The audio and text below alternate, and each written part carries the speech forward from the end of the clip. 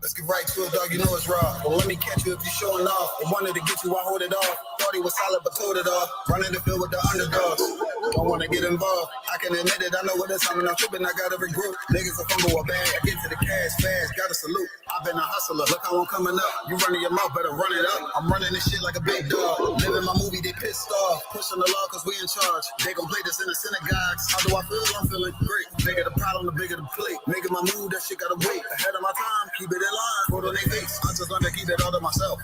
Wait, a couple of niggas that hang with me that'll bang for me. If I'm doing bad, never change on me. We the salt of the earth. We the motherfucking underdogs. We underestimated. You understand what I'm saying? I got tunnel vision. There's a bunch of ways I'm gonna get it. It's my way or the highway. You ain't fucking with it. Do what I say or go about your fucking business. And take this money with you. I ain't dealing with no fucking children. If they not my own, going by myself. I'ma die alone. These bitches catch my weight. And more just hopping on. They hear what I make. It starts to turn them on. I think it's sorcery. The way they rob the bone. The black magic stick. They stopping by my home when I'm not even home. I'd rather be alone so I can conquer shit and I can see it wrong. I just keep popping shit cause I won't be here long. I'm hopping on the road and get my diesel blown. She wanna drop it low and get her eagle on. My new bitch bad as fuck. She look like me alone. I came up from the dirt, was born right under y'all. And just like God of wine, said I just wanted ball. These niggas seasonal. I watch them leave and fall. The last gon' finish first, cause we some underdogs. They say the first shall be last, and the last shall be the first. Nigga, we gon' rule this kingdom, nigga. This one was. Ride to the sunset, slide to the moon for a boss. All said ghetto, then I got him, that's my doggy dog. Don't bark, gotta mean bite, we them underdogs. Over off the wire, 5 yards, I'm pressing all of y'all. Line niggas up like I'm director from a casting call. I don't give a fuck, you want beef, neck to all of y'all. UPK priest, lace up boost, then it's time to ball. The clip name Wendy, all these shells, I'ma let them fall. Niggas think they better than like who they think they better than. One West Soldier, best believe we got that metal in. Last name Cannon, cause I still got them drummers in. Kept my set that trapper, hell yeah, I'ma let them know. Underdog, you niggas tripping, we'll be popping on you sniffing. Real crafty with that smithing, locked in on the mission, rocking all out. Who to take the hop out, you be bitching, caught the crew time. Now the Glock, glitching, nigga.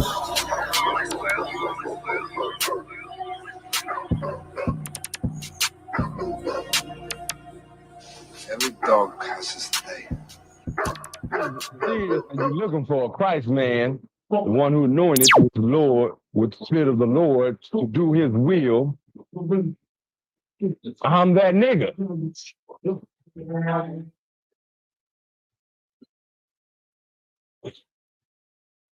One West, 125th Street.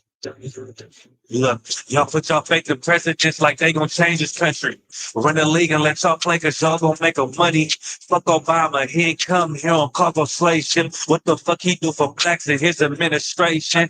I'm waiting, patient like a saint. Black, Hispanic, Native, they hate your ass the same. Hate Christ and they image, paint you as a slave. God ain't all love. Scriptures say you hate African soul niggas. They know we not the same. School to prison pipeline to get you off the streets. Put you in a cell toilet connected to the safe. Molested as a kid, she prostituted as a teen. The byproduct of Martin Luther King dreams. They just took the yoke off, my nigga, we ain't free. We living bleak in these wastelands of poverty. If you don't know the truth, then the lie sound promising. Prophecy, gift and a curse. Dylan started killing, they was sitting in church. Black folk forgave him, man, this shit is absurd. You should never love your enemy, that shit ain't gonna work. Yeah, fuck dying on your knees, you better die in glory. Man, I joined the UPK, so I'll eat a hard award. I took a nigga life like mine to be recognized. I feel that pain every day, it can't be reconciled. Pops banging, my sister a prostitute, my brother got life, and somehow I still found the truth. War ready, no cowards, no excuse. Fuck reparations, you can't banish no open wounds. Blood on the leaves, body swing hung from a noose. I was on a run in Nashville and I found the truth. I called the school, class being held by the shock on my life. I want to be a gangster like a child. Catholics for my brothers, real brotherhood. Everything we do, we got it out this book. My nigga, I can never be no African. UPK the only authorized acronym. I'm passionate about my brothers and sisters. We in hell, I ain't got nothing against them. That's another religion. If it ain't under your honor, any murdered by them and gotta hug me your honor. Look, that's the way out for a coward in my observation. They don't fear the Lord, they indoctrinated. Move to sheep clothing, Joe Osteen. Real priest bringing back black royalty. One West on my headpiece, breaking order. Can't let them trick me off the streets. I gotta raise my daughter. I got brothers at the border ducking ice age. I got the name change. It was life changing. My family thought it was a game. Put on all black. They said I was going through a phase. There's more of us in jail than it was slaves. Chose by the Lord, we could never be the same. Soon as they born, the wicked go astray. They left the truth, they wasn't with us anyway. Niggas weak, they just saying anything to be truthful. We don't want no cowards anyway. Look, coronavirus, that's a plague. You don't get too much sleep when you waking up the dead.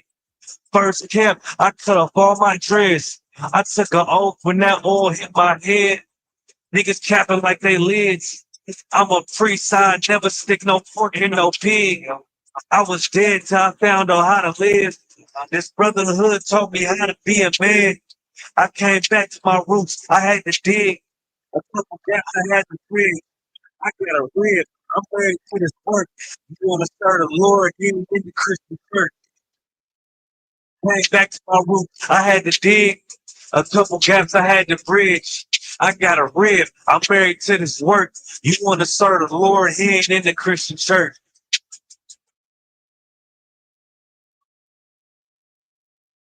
Because I'm willing to fight against drug dealers if they're Muslim, if they're Christian, if they're atheist, if they're Buddhist, if they shooting black men, guess what? I'm gonna say something about it. Because you know why? Just like you ain't gonna, like your boy said, it ain't gonna happen. Guess what? I'm not letting nobody sell you drugs without me saying that. I'm not gonna do it.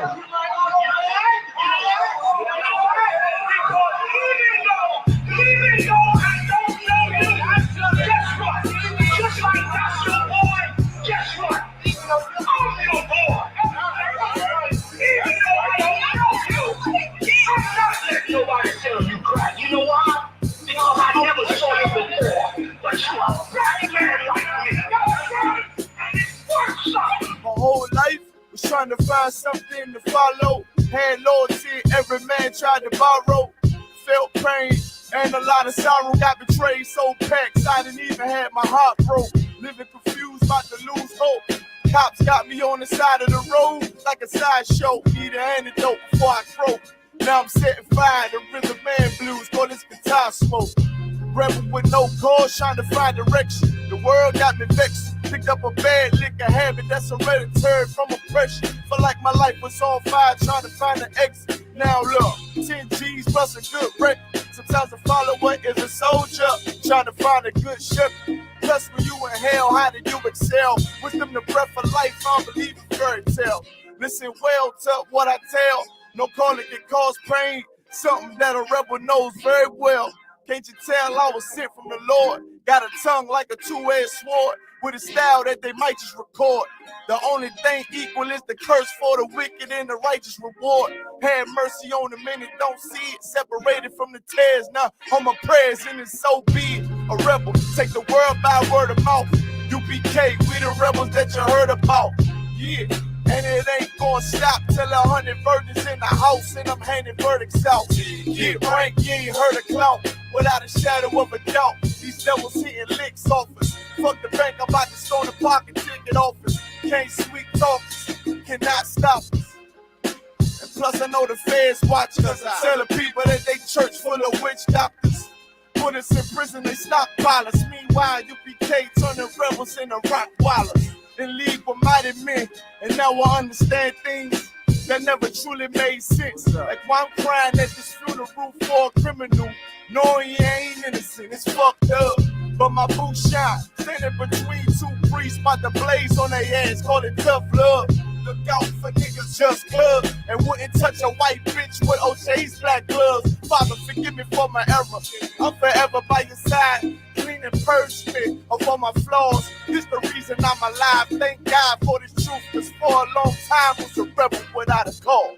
Look, man. First time I met Commander Junior Hunter, man, hit 3807. Rebel without a cause. My little daughter with me. Opened the door, he was dropping the truth on me and all that. Rebel without a cause. Man, you know, you do your time. We taking the mountains, training in hand-to-hand combat. Rebel without a cause. It's the reason I'm alive. Thank God for this truth, cause for a long time was a rebel without a cause. You cannot whoop us. We're already dead. We're already beaten down. We've been beaten down for 400 years. We already got the wounds inside and outside our bodies. How you gonna hurt us? You cannot threaten us. You cannot frighten us. We live in the most frightening places, under the most frightening conditions.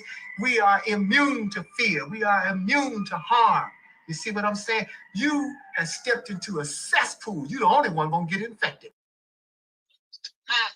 See what I'm saying? You have stepped into a cesspool. You're the only one gonna get infected. Testing 1 2 1 2 1 2 1 2. Let me know if y'all can hear me.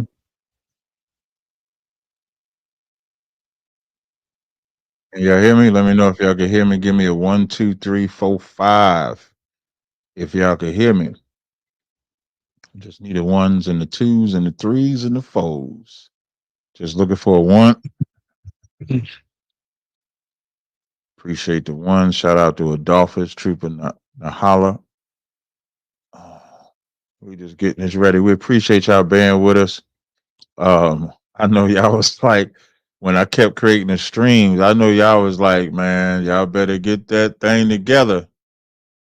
But we got it. So, you know, we're going to give y'all a good rundown. Y'all know we call this the TNT rundown. We got a lot coming up for y'all. Make sure y'all go on Rumble. Let me put this link in the chat for Tommy's channel. Bear with me 1 second. I'm just putting this link in the chat. If you want to join, if you want to watch it on Rumble. Yeah, Jay, you can ask a quick Bible question. Yes. You can ask a, go ahead and hurry up fast. He says, can I ask a quick Bible question or not at this time? Yeah, you can ask. While I'm waiting for Tommy, because I know Tommy texted me. He's setting up. So if you got a question or something like that, you can go ahead and ask in the chat. And that's for anybody. Anybody that got a question, you can go ahead and ask the question, put it up in the chat, and then we'll go ahead and rock the joint out. So go ahead and ask your question. Hurry up. So see, Adolphus kept it real. Adolphus said on the first song, vocals could hear, but not the beat. I was asking y'all if y'all could hear it or not, man. Y'all supposed to be telling me what's up. That's why I'm asking y'all these questions. But yeah, so let me see. Is this question okay? Let me see. It says, and the four beasts had, each of them had, what's your question about? Okay, so what's your question? The oil of the day. I'm trying to wait before I bring on the oil of the day. I got to wait for my man Tommy to come on here to get before I give y'all the oil of the day. But I'll give y'all the oil of the day once Tommy comes on. All right. That's when I'll give y'all the oil of the day. Hey, y'all see my fish tank back there? That fish tank back there, this is the first time in the history, but not in the history, but these are the Africans that I will feed. All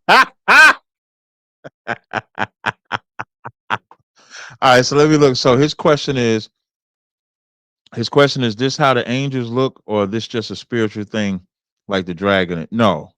So to answer your question, so what the brother's question is, in Revelations, the 6th chapter, I believe this is Revelation. Wait, let me make sure I got the right chapter. So what you're looking at is the beasts that are in front of the Lord's throne. And when you read that scripture, it says they rest not day and night, and they just sitting there screaming, holy, holy, holy, Lord God Almighty, which was and is to come. What this is about, like this right here dispels the oh wait, Tommy sent me the link. All right, so this right here dispels the notion that God is some soft cat, like God's some sucker that you can just play with or something like that. Now, when you think of these beasts, he has the most terrifying looking animals in complete subjection unto him. That's the point of that scripture. The point of that scripture is so that when you want to know the God that you serve, if he tough or not, just think he got the most scariest creatures screaming his name. That's the point of that. You know what I mean? It's to pull out the gangsterdom, if that's a word. If that's a word. So I'm about to join Tommy's link. A Cap, do you wait? A Cap, I know you don't buy or sell on the Sabbath. Do you have to stay in the crib? Hell no, you don't stay in the crib. There ain't no law that say you got to stay in the crib. Like what? I just be wanting to know who teach y'all. Like who be out there? Who be out there teaching y'all the Bible, man? No, you don't stay, man. Take your ass outside, go to the park and rest and relax. The day was made for you. Nobody's staying in no damn house. Y'all be in the house with your lights off, eating cold cut sandwiches and shit. Don't want to make no pancakes, and I'm gonna make some pancakes. I'm gonna make pancakes. I'm making pancakes, sausages, eggs, whatever it is I feel like eating. I'm making that day. I don't know what y'all doing, but that's what I'm doing. And don't let the rib be off of flour. No. Because it be going now. Let me stop. So y'all got me going too far. I'm trying to join Tommy's live stream. I wait for him to come back. But you can do whatever you want on the Sabbath except servile work. So, like for example, I don't sell stuff on the Sabbath. I don't like the buying, even the buying part. You gotta remember, like the buying and selling, this is a master's law. This is not a slave's law. Think of a master and a slave, or a master and a servant, or a boss and the worker. The boss is the one making you work.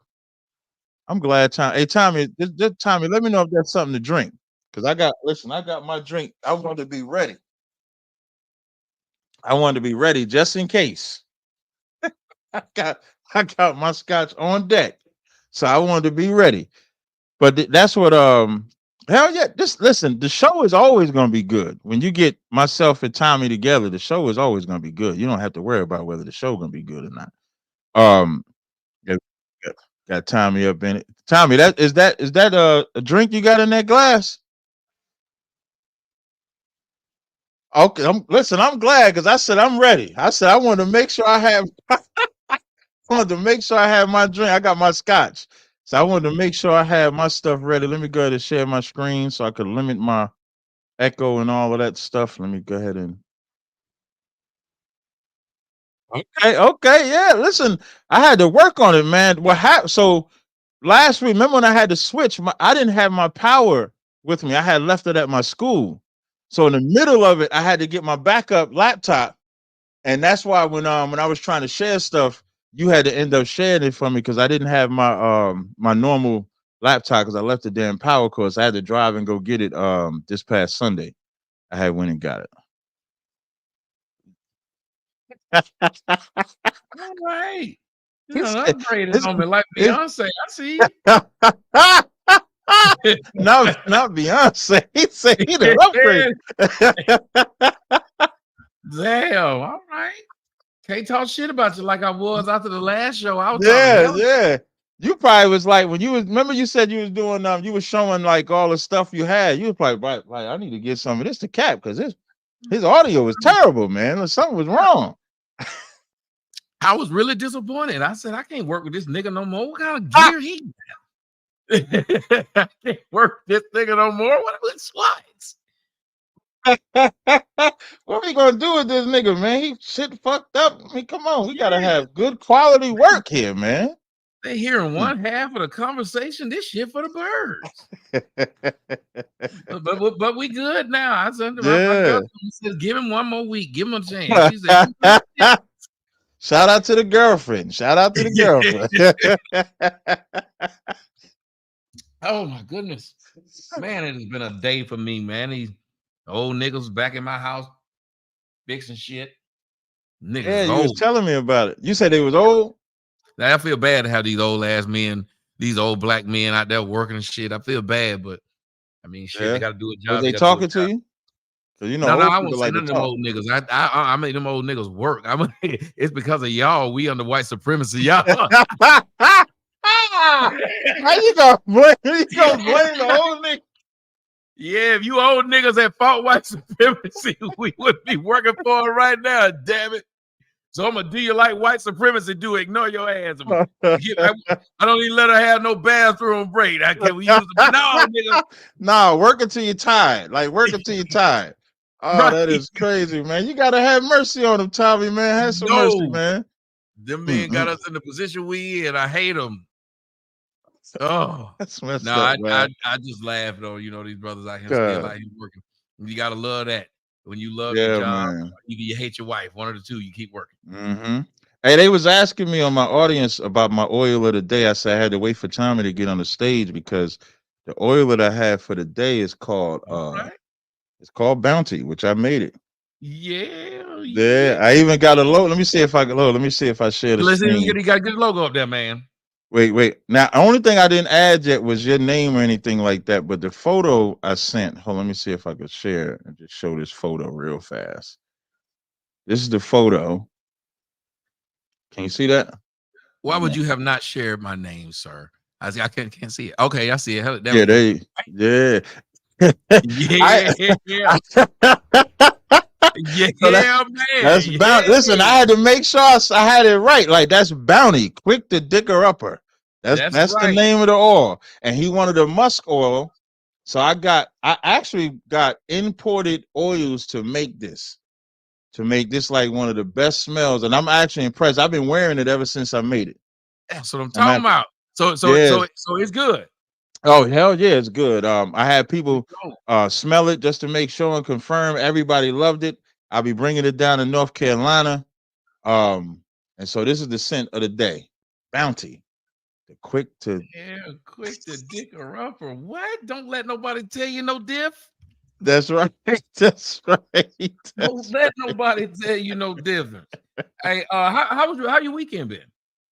Oh, my weekend was pretty good. I was prepping for going to North Carolina this week. So it was a lot of behind the scenes work because we got a lot of people coming into town.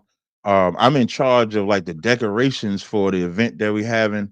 So it's just like a lot of different moving parts. So the way it looks like I have a hand in that, coordinating brothers from New York and Boston and Connecticut to get down there and travel. So it was a lot of work this weekend. Now that was like Friday, Saturday.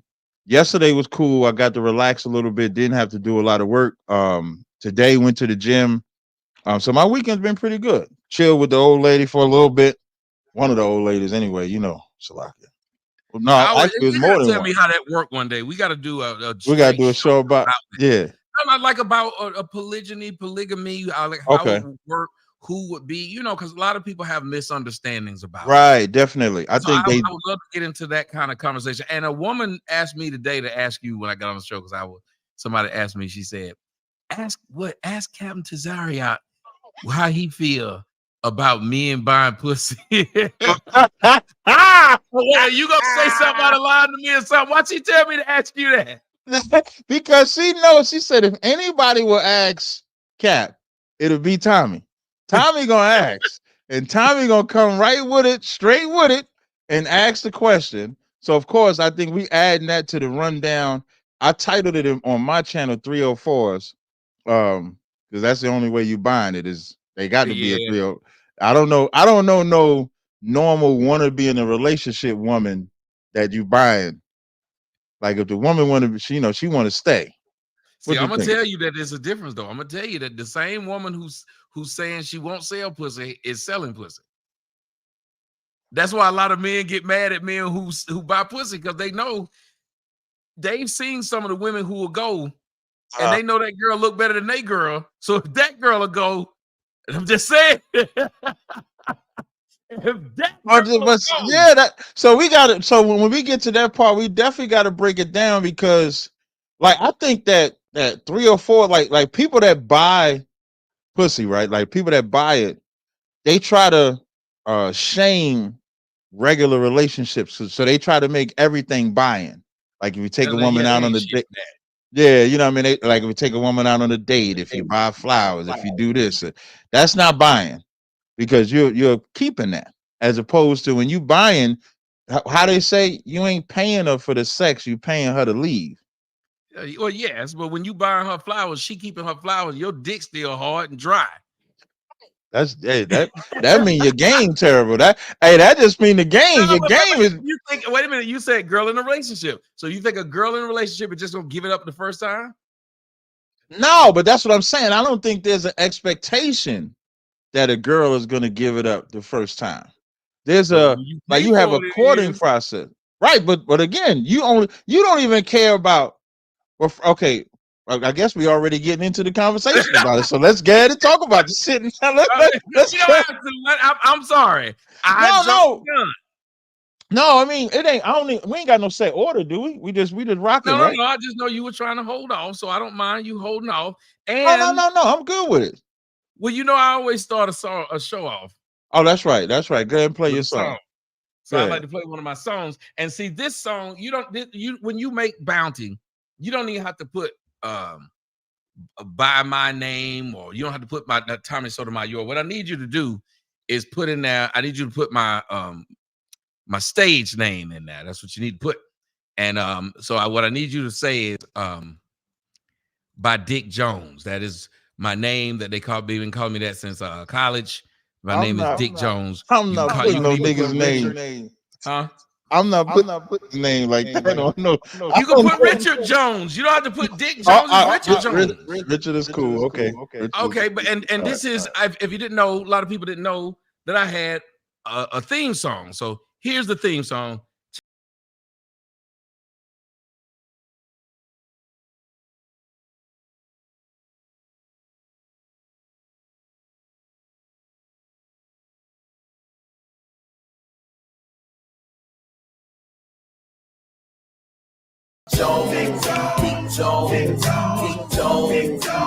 Jones, pop a bottle of hope. If you a G, turn around and talk the shit out of hope like Big Jones. Yeah, Jones. Yeah, Jones. Yeah, Jones. They call me Dick Jones, president of OCP. It ain't a hoe out there for real that don't know about me. I'm Dick Jones, but I'm not the one from RoboCop. But I'm the one that's keeping your hoe hot up in your spot. Chilling while I'm on vacation. I'm trying to go places where niggas just won't stop hating on Dick Jones. I like them light brown, skinny or big bone. The type of chick I can go with the dick on. But I ain't gon' trick for ya. Man, he a player. Yeah, that's dick for ya and dick for ya. It's all I gotta give to ya. I fuck with her, but you don't wanna live with her. So here's what player like me a do. Spit game at her to get her in my vehicle. And she'll do anything that I tell her. So don't be trying to hate me, just relate to it, fella. And drop a willy, pop a collar, pop a bottle of more. If you a G, make a pop that pussy down to the floor like Dick Jones. Dick Jones, Dick Jones, Dick Jones. Drop a willy, pop a collar, pop a bottle of more. If you a G, turn around and pop the shit out of a hoe like Dick Jones. Dick Jones, Dick Jones. Yeah, Jones. They call me Dick Jones, president of OCP. It ain't a hoe out there for real that don't know about me. I'm Dick Jones, but I'm not the one from up in Detroit. But I'm the one that play these girls like a sport. And when I'm on the court, I be hitting nothing but aces. You nutting up in places, I be nutting up in their faces. I'm Dick Jones, and ain't no sense in me lying. My dick long, and if you grow on the ride, then get on. But I ain't gon' sweat ya. I bet ya I keep hoes in line like an that Joe sketch ass T-Bone. I better get that skinny bitch Keyshawn. She violated my home, bitch, you wrong. And if I see you on the streets, I'ma beat your fucking ass to the white meat. So it's on. But back to the situation at hand by Dick Jones, baby, yo, I'm the man. So drop a whip, pop a collar, pop a bottle of more. If you a G, make a pop that pussy down to the floor like Dick Jones. Dick Jones, Dick Jones, Dick Jones. Drop a whip, pop a collar, pop a bottle of more. If you a G, turn around and pop the shit out of a hoe like Dick Jones.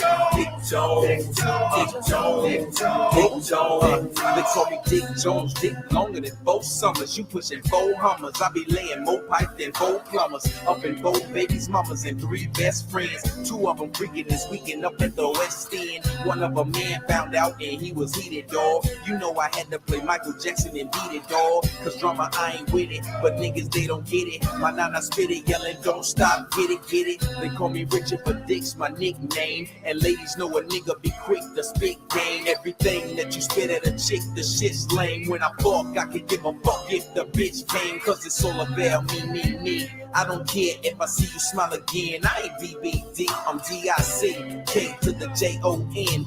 Yes, I'm that nigga that these hoes expect to. Pop a collar, pop a bottle of Mo. If you a G, make a pop that pussy down to the floor like Dick Jones. Dick Jones, Dick Jones, Dick Jones. Pop a collar, pop a bottle of Mo. If you a G, turn around and pop the shit out of hoes like Dick Jones. Dick Jones, Dick Jones, Dick Jones. Pop a willie, pop a collar, pop a bottle of Mo. If you a G, make a pop that pussy down to the floor like Dick Jones. Dick Jones, Dick Jones, Dick Jones. Pop a willie, pop a collar, pop a bottle of Mo. If you a G, turn around and pop the shit out of hoes like Dick Jones. Dick Jones, Dick Jones, Dick Jones. Yeah. Okay, that's Dick Jones. I did that when I was really young whippersnapper. They used to call me that in college. That was my nickname in college. I was Dick Jones, but it wasn't for what you think. They called me that because I used to like this movie RoboCop. And in the movie RoboCop, when the man came in, he said, I work for Dick Jones, and the robot was beating him up. And he said, who he said was, I work for Dick Jones. And I used to laugh every time I was said. And my friends didn't know why I was laughing. They was like, that shit ain't funny. So they would start calling me that. Oh, okay. Yeah, I remember, like, RoboCop was a good movie. I remember that movie, so I get that part. But I'll add the Richard part. I'm not adding the other part. I'll say. So wait a minute. When you watch Dick by Tail, I don't watch Dick by Tail. Pause. I don't watch. You used to watch it, Dick Clark's New Year's Rockin' Eve. I watched that before. I never said his name though. Dick Van Dyke. He had two of them. Dick Kiss. Dick Vermeil. I ain't rocking Dick with that. Cheney. Yeah. It's all them names you name, and I ain't really rock with them. So I was always good. I was good to go. But now Dick Dick Gregory, Jones. Dick Gregory. Okay, all right, you got me there. See? All right, you got me there. It's a lot of dick out here, man. It's a lot of it. Pause. We gotta say pause after that. You gotta say. You definitely gotta say pause after that. You gotta say pause after that. These men were called Dick, and they wanted respect. They didn't want you to call them Richard. No, sir. They wanted to be known as Dick. Oh, that's crazy, man. So I didn't know if you wanted to pick up with the buying box, or if you wanted to go through anything else. But I mean, it doesn't matter to me how you want to start it. But y'all know, welcome to the run. I always, we go ahead and let age go before beauty. So you go first.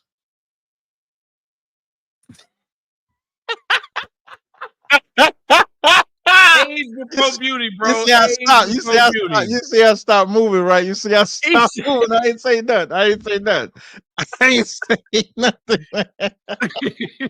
But welcome to the rundown, man. This is the rundown with TNT, Tommy, and Tazaryak, Tommy. We don't care which T you put first. Doesn't matter to us. This is where we do a rundown of topics that we see throughout the week, or maybe we see throughout the day.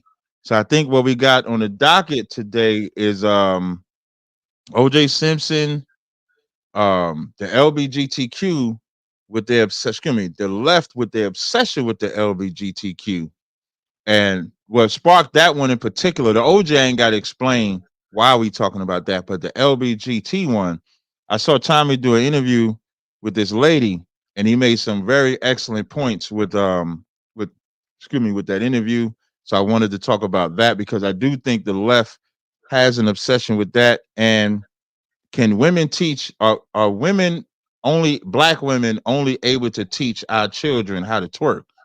I don't know what's been going on. Like in the past week, everything I see online is a mother with the kids twerk. Like, it ain't enough for her to twerk.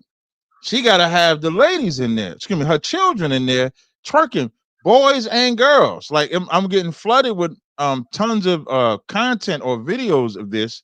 And then the last one is can you buy vagina, or can you buy box, or can you buy pussy, whichever word you choose to use for the acronym for it. And I think that was sparked by I think the young boy Kai is being accused of paying what $5 grand for $5 grand. That listen, that's a what's a trip? What's a trip to me is I would think that somebody like him would be so popular that he shouldn't have to pay $5 grand for it.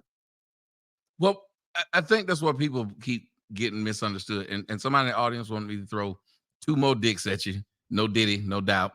They told me Dick Tracy and Dick Sporting Goods, and you know both of them. I saw the Dick Sporting Goods. Listen, I was hoping you ain't see that one because I would have to ride with that one. Pause. Oh, that's a major pause, right? Can't let you get past that. Like I said, right. a lot of dick I see. There's a lot of dick out there. You can't avoid it. You can't act like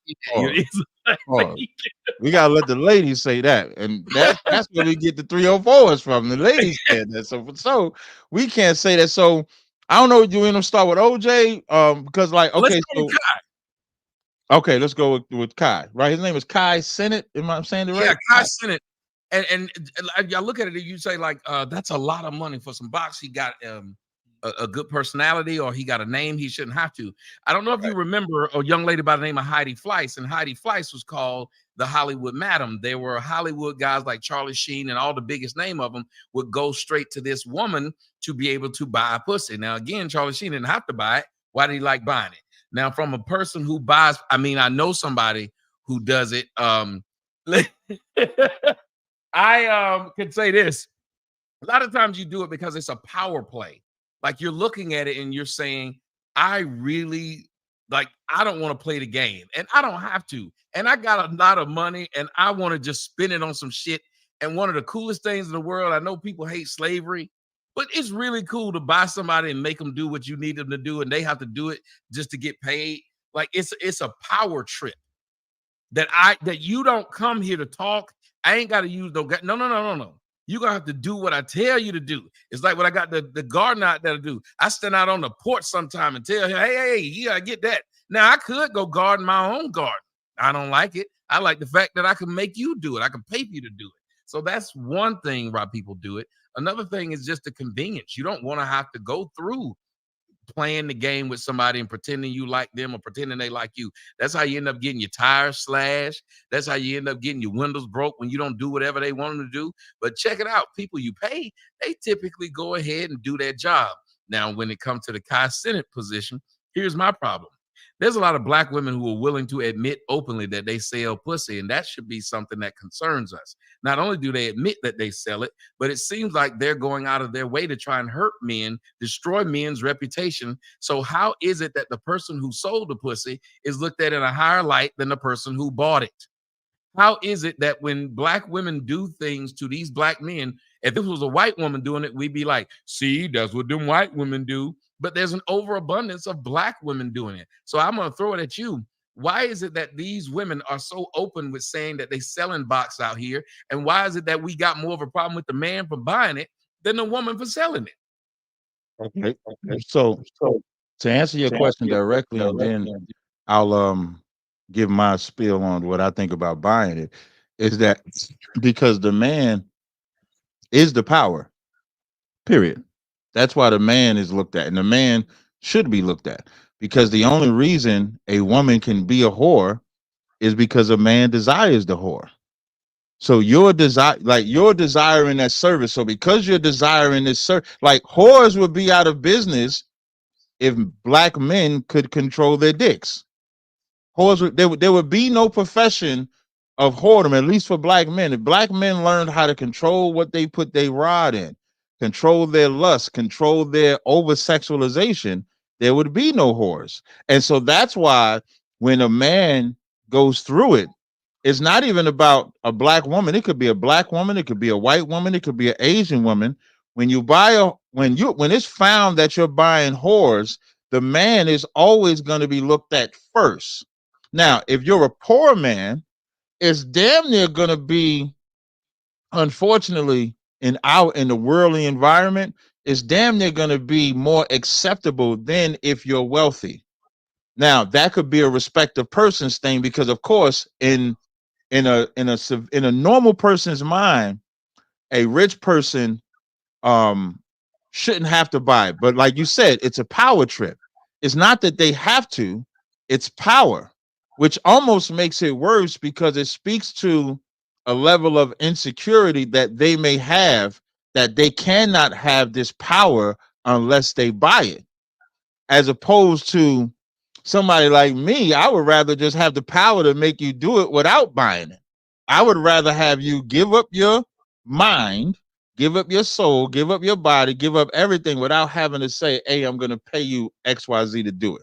Now, from a whoredom position, I was just looking up some scriptures, and in Deuteronomy 23, I mentioned this before. It says, there shall be no whore of the daughters of Israel. So that's my position on it. There is no such thing as a man should be buying anybody's pussy at all. There shouldn't be no position like that, because for us, the Bible says when you have sex with a woman, that's your wife. Like when Christ was talking to the woman at the well, and the woman said, I don't have a husband. She said, excuse me, Christ said, thou hast well said, because thou hast had 5 husbands, because he was calling her a whore because she slept with 5 different men. So even Christ called women hoes that was out here passing it around. In Ecclesiasticus 41:17, it says, be ashamed of whoredom before father and mother. Like, whoredom is not something that we should approach. Tobit 4:12 says, beware of all whoredom. So when it comes to buying prostitutes, because that's essentially what they are, anybody that will allow themselves to be bought for vagina, you're a prostitute or a whore or a 304, whichever acronym you choose. And the reason why men are going to be looked at as either silly or why would you do that? Why would you get yourself caught up like that? Because men are always in power. Just to answer the question. Well, I'd like to rebut that. Okay. Actually, the idea of making fun of men is a new thing. Men sowing their oats and fucking women has always been acceptable in most cultures. Women not. Blacks have turned that on their head, and now the women are out here being as sexual as the men. That's why she can come out. It used to be a shame, not a badge of honor to say I've been selling pussy. So even what they would look at it as, well, the man did that because he was just sowing his oats. He had the power. And when you said that he shouldn't do that because he had the power, or it shows insecurity. I'm not insecure because I won't get under my car and fix the car. I'm not insecure because I didn't go down there and put that sheetrock up, or I could have. I'm not insecure because I didn't go look at the HVAC stuff. I could have. I'm not insecure because I don't go cut my grass or clean out my pool. I ain't touched that pool. I've been at that pool for years. I have never cleaned it out. That doesn't make me insecure because I pay someone else to do it. It actually makes it where I have this weird fetish of liking to watch people work. I really do like to say that the money I'm throwing away, just like Uber Eats, the money I'm throwing away makes you come bring me my food. I don't know why, and it's probably not a good thing, but I really do get a kick out of that. I like going to restaurants and tipping somebody something where they say, thank you, thank you, thank you. Because I'm like, that little bit made your day. That makes my day. I don't know why. I look at it the same way. I like to have that power over that woman to say, in order for you to get what's in my hands, like a Scooby snack, you got to do whatever I tell you to do. And you can't come here and try to talk to me. I'm not going to give you no. I'm not going to order you no food. I am not going to even give you no drink. I'm going to make you work for this. And I'm going to make you work real hard for this. I'm going to make you go home feeling disgusted at yourself. Now, that's not saying that that's how I feel. I'm just saying that that's how a lot of men feel about when they're paying for almost anything. Because again, you got to think about it. What kind of man would watch another man cut his grass? He could cut his own. Why do you think he's sitting there with lemonade watching this man cut his grass? Because he knows that's that man's, like, that's his livelihood, what you just threw away. It's why men talk about other men who marry they hoes. I used to do all kind of stuff to that woman. You up there and put a ring on this bitch. We look at it like that. Like it's like I'm looking down on you. The thing that I threw away is the thing you cherish. That's a good point, right? Now, my father taught me that the concept of sowing your oats, like you said, it wasn't a shameful thing. And a lot of times we don't look at the effects of what we do and what it does to the people surrounding us. So as you gave other examples, I give other examples. When black men decided to sell drugs and be bitches and shit like that, they didn't think about the ramifications of, in their mind, I'm just selling drugs to make money, but they're not thinking about the houses that they destroy. So when we talk about sowing your oats, how do you sow your oats? You sowing your oats means you go sleep with a bunch of women. You don't marry them. You don't tell them you want to be with them until you're ready to get married. So now you're hustling all these women. So you're throwing all these women away. And so you know what you're teaching these women? That their bodies don't even matter. So I might as well let everybody have sex with me. Again, that's our fault. But some women, we're letting go. We've categorized them. Men have always done that. Whores were categorized and put in a place. That prostitution has been a thing. They were put in a place. You didn't marry them, and they understood that that scarlet letter would walk and stay with them. Right. So there was not, and as a matter of fact, it was a deterrent for other girls to not do that because they would see the type of life that girl would do. Two things. It's like watching people pick up trash. Most men would tell their kids, you don't want to be a janitor like that. You don't want to be a trash guy. But guess what? We need janitors and trash guys. So that's what I'm saying. The world needs ditch diggers. So you're putting out ditch diggers as you say we need them. So here's the problem with that, though, because again, even when you say we've been doing it forever and there was always a space for that, we're again saying that men can't control their dick. The solution to whores is a man having more than one woman. That's one solution. Like when you think of whores, though. See that once again. So now you almost gotta pick a side, because no girl as a child, a little girl as a child, does not say, when I grow up, I want to have men pay me for sex. No child, no daughter grows up like that. Circumstances create that. And usually those circumstances come from either being molested, either being hustled, either being pimped, or lied to, or drugs. And all of those things, all of those four things come from some man doing it to that woman. And then that woman devalues herself less and less and less and less and less. And then she accepts it. So no woman grows up, no daughter grows up wanting to be a whore.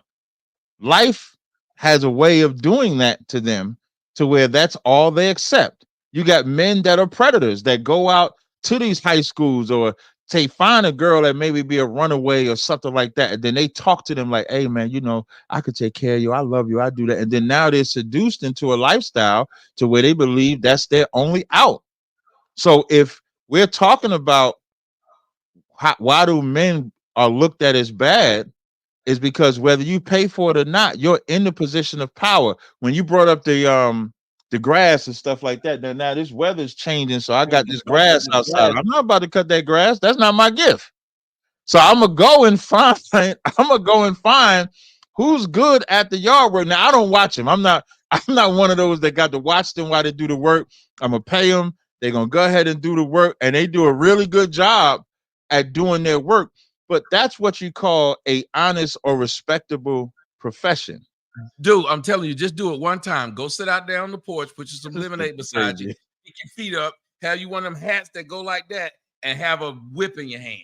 And just no, man, shut up, Tommy. I was never the type. I was never the type. I didn't like people watching over me while I work. So I for sure don't want to watch over them while they work. You have a good time. Just sit there with the whip. Don't whip it at them. Just go.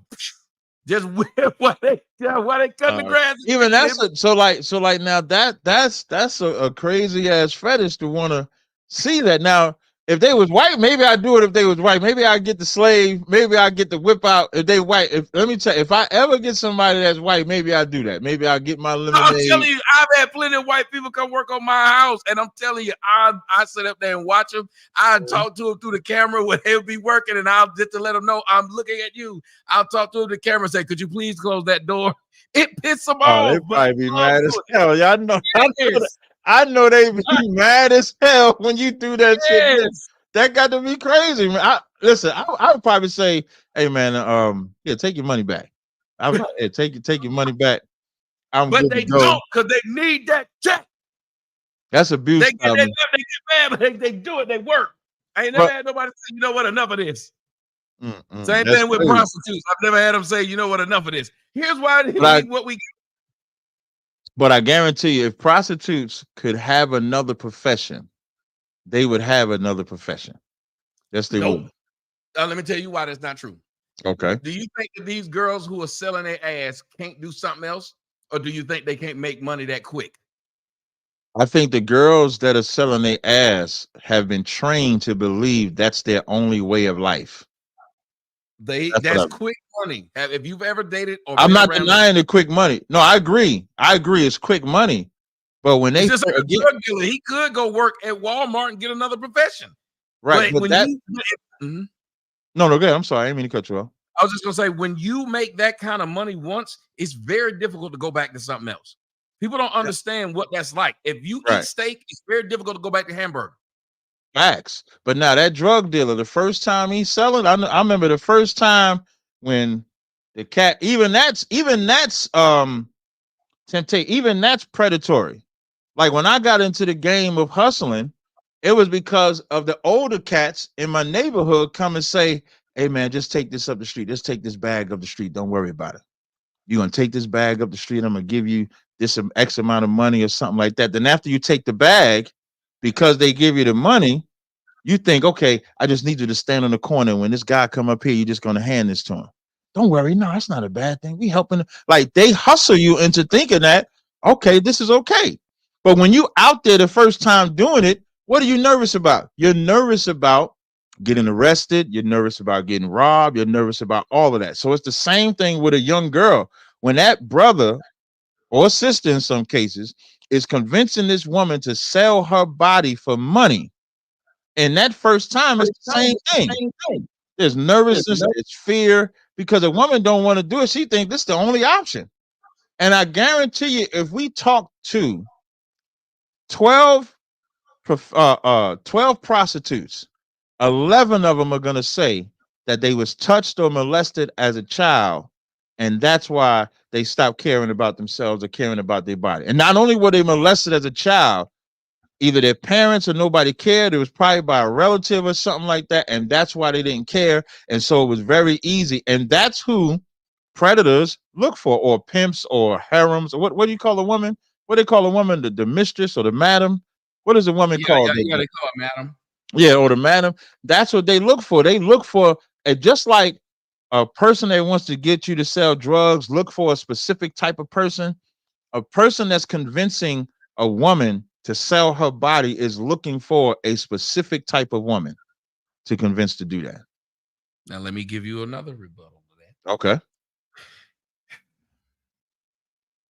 I used to do a little pharmaceutical sales. When I did it, I was afraid of getting caught. Yes. Right. But I wanted to do it because I saw people doing it and I saw what they got when they did it. So I didn't walk into it saying, I don't want to do it. And nobody had to convince me. I had to tell them, hey, look, I'll do this. I'm ready to get in the game. Put me in, coach. I'm ready to play. And so I would sit there and I would watch like these women. There's some girls that we've all known them when we were young. It didn't matter what it was. This chick was fast, is what they called her. She liked sucking dick. She used to suck her thumb, suck her pacifier, and every damn thing else. She liked sex. There are things that are called nymphomaniacs. They exist. These people enjoy what they do. There are some women who really get a kick out of fucking people and fuck people for free like that. It's a gang of them. They'll be your wife. I know a few of them where they was your wife and they couldn't stay married because they couldn't stop fucking around. It didn't matter what anybody did. This bitch just liked giving out pussy, and she would give it out for free. You didn't have to pay her. She just fucked. So that being the case, there are some people with skewed mindsets like that. It is the same thing throughout life. There are people who just enjoy stuff that we think are crazy. Serial killers. We think it's crazy. This nigga enjoys killing people. So we got to stop looking at women as if they're constantly being victimized, when there are a lot of women today who are doctors, lawyers, and still doing some shady shit with their body because they like it. not because somebody forced them, because they like it. There are girls who right now, and I know a few of them, who are in college and or got good jobs. I know one that's an accountant. And she says she just likes selling pussy. She gets a kick out of it. It's a rush that niggas is willing to pay her to sleep with her. And she likes sex like that. So she thinks, well, I get this extra money and I get to live. She said, I still make more money doing this. Now, is it right? No. But we do have to acknowledge that we can't keep putting the blame on men for women doing certain things, because it's not true. It wasn't true what happened with Samson. No man touched that woman. That woman was just a deceiver like that. And some of these women are just born that way. We hate it. Some people are born with cancer. Some people are born with shorter legs. Some people are born with all these weird things. When sin came into the world, that came with it. Yeah, I never make anything absolute. I was only speaking from a power position. So I don't want to make it seem like every woman that's a prostitute has that history. But I guarantee you, majority of them are. A majority of them have. With the Samson thing, now here's the important thing with Samson. Mm-hmm. Remember that scripture I read: be ashamed of whoredom before father and mother. His parents told him, "Don't date this heathen woman." That's They right. warned him. They knew. They knew that what God said would happen to us. What God said would happen to us is that hold on one second. Hey, Mika, you can just kick that cat out the room. You ain't got to warn him. You can just kick whoever that is that you keep warning. You ain't got to keep warning. You just kick him. That's why I got you as a mind. So when God warned us that when we sleep with these heathens, they're going to turn us away from the Lord. And so because he didn't listen to his parents, and here's how Samson was a simp. As strong, listen, Samson was bold, he was strong, had all this power and might, but when it came to a woman, he was a simp. Because listen, this woman lied to him like 3 times. She ain't just lied to him once. He telling her all these things that he gonna lose his power if you tie me in ropes, if you tie me in this, if you tie me in that. And his simple lie, every time they come and try to kill him, he go crying to her like he's the prototype. Like that's like the first official simp in existence that we have record of. Adam.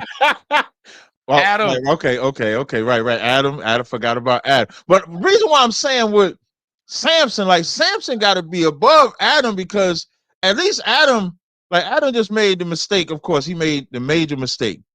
But reason why I'm putting Samson above is because Samson just kept going back. Like, let's say if you meet a woman or I meet a woman, that woman give us some advice, we listen to that advice. That's the worst advice we could have listened to or whatever, but we never listen to that advice again. You can say, okay, he made the mistake, but he learned from the mistake. Samson he got his eyes popped out his fucking sockets. Like they popped his eyes out his sockets and lost all his power and everything because he gave his power to a woman, which is amazing. He didn't know it was gonna be that kind of story. He had no idea. He told her, hey Tommy, if your woman asking you what's your power, you keep beating my people up. What's your power? And then you tell her 3 times what your power is, and she tells her people so that they can come and kill you. Are you gonna tell her what your real power is? No. Here's what happened. She didn't actually tell him. She would tie him up, and then she would say, "Look, it's the Philistines," and he dumbass would just break apart. Look, where they at, dog?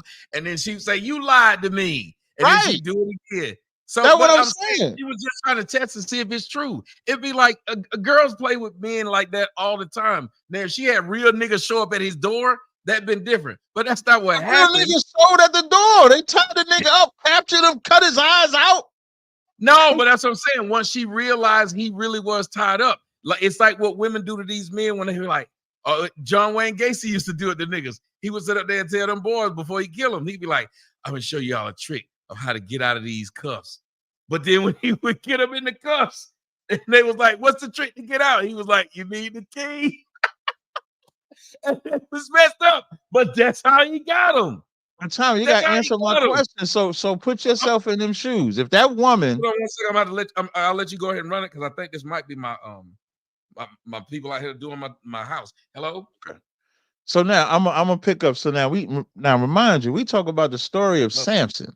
So now what I asked Tommy was, if his woman, if anybody has read the story of Samson, his woman asked him, what's his strength? Each time she asked him, she sicked her people on him. So I'm just asking Tommy, I'm just asking you, if your woman did that to you 3 times, would you tell her, I'm talking about you, Tommy, would you tell her where your real strength was at? Look, I don't trust women like that. I don't give them my real anything. I barely give them my real name. But the point behind it is he had fallen for this girl and she was so, white and milky and stringy hair. No, I'm sorry. But she was just a beautiful woman. She was not white and milky and stringy hair. She was a beautiful woman. And he was like, oh, and I'm telling you, she didn't actually sick the Philistines. She was saying at first, Samson, the Philistines are coming to see if he'd break out. And he kept breaking out. And what she was saying was, why would you lie to me? If you love me, you won't do that. And women do that to men all the damn time. If you love me, you give me the key to your house. I'm not saying I show up at any time. What happened when you don't answer the fucking phone? Bitch, use that key to do it. Exactly what she said she wasn't going to do. Yeah. Men do the same thing too. What do we do? Let me put the head of it in. I'm not going to put all of it in. I don't do that no more. But listen, let me tell you something. What the man is supposed to do is stand on business every time. Every time. You is not supposed to give her your power. Like, you give a woman your power, you see. And I'm going to tell you something. Any man, back on the subject, and most men probably don't like to hear this, but any man paying for it, you're giving your power away when you pay for pussy. When you pay, and I agree, but when you're dealing with any woman, though, in a sense, you're giving away your power to that woman. This is why I think it was Paul when he said the man not have power over the woman. Well, I was talking about the one. I don't know if it was Paul exactly, but he said if a man, it'd be better for a man, not to have a wife, right? Lust, but if lust come over him, Paul said that. It's best for him to do it this way, which is then go ahead and get you a wife, which is essentially a prostitute that stay with you the whole time.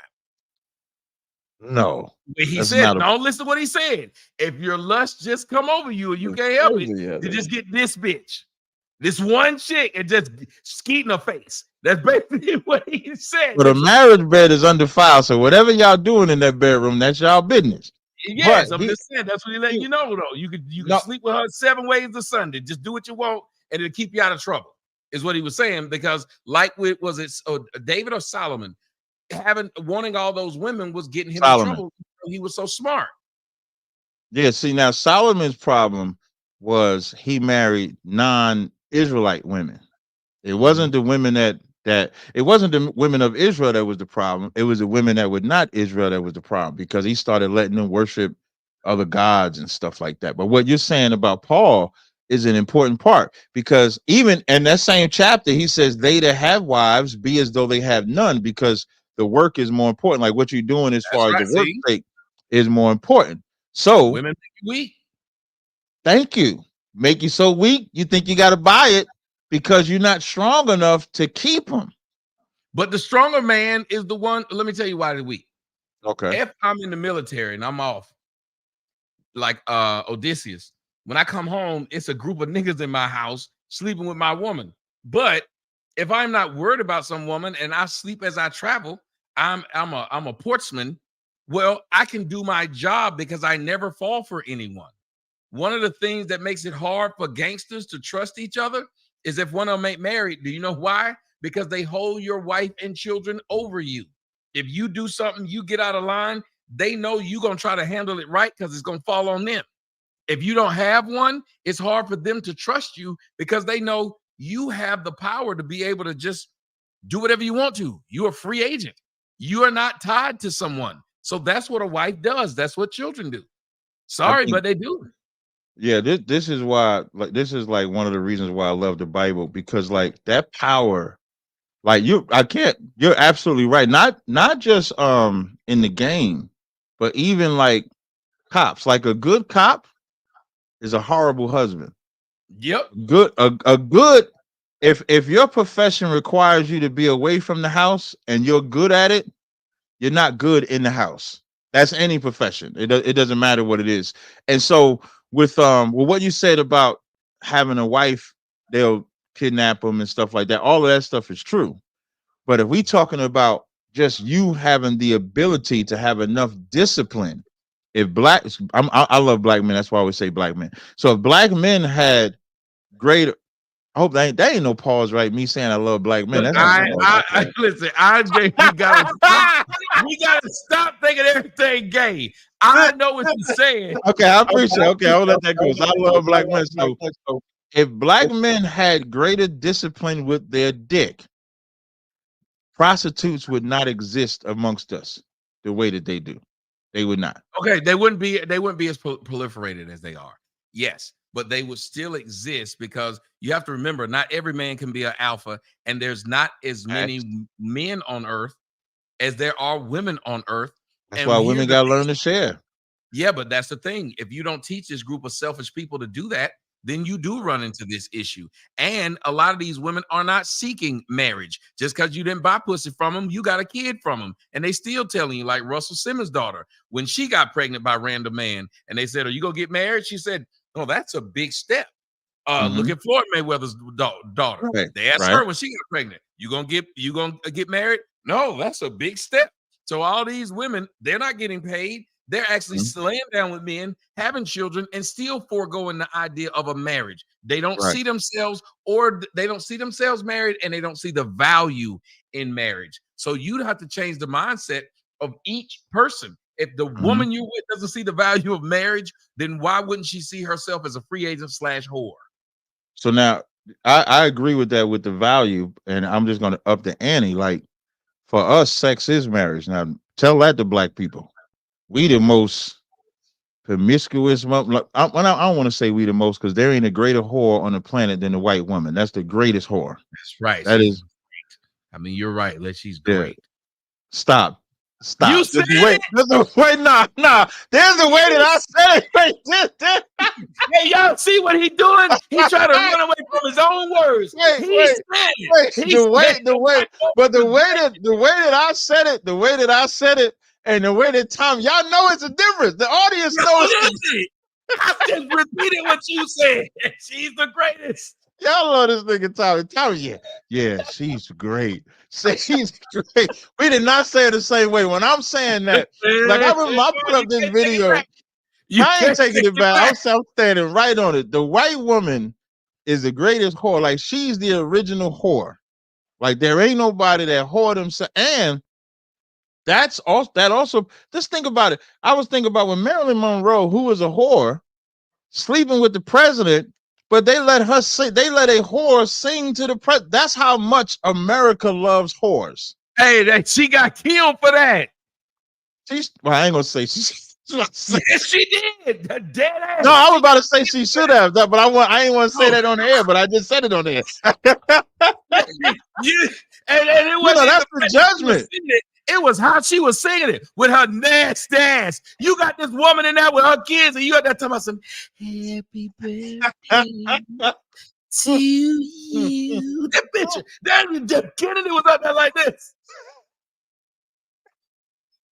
Hey, that's how your wife be looking at you with this random bitch get up there singing to you like this. You know, it's an ugly lesson that teaches, though. What that teaches America is that you can treat the whore better than the wife. No, he didn't. This woman is dead. No. Wait, no.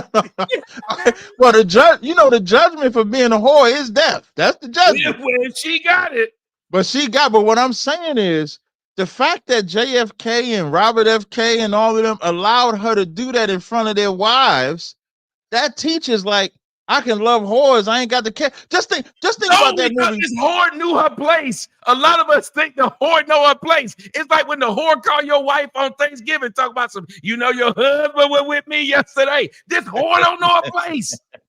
Now, and you go further. You go further with the white woman. That movie, Pretty Woman with Julia Roberts, was a horrible lesson for women. That whore got married. But this is what I'm saying. So imagine the lesson they teaching the women. You can be a whore and still get married. That's the lesson they teaching.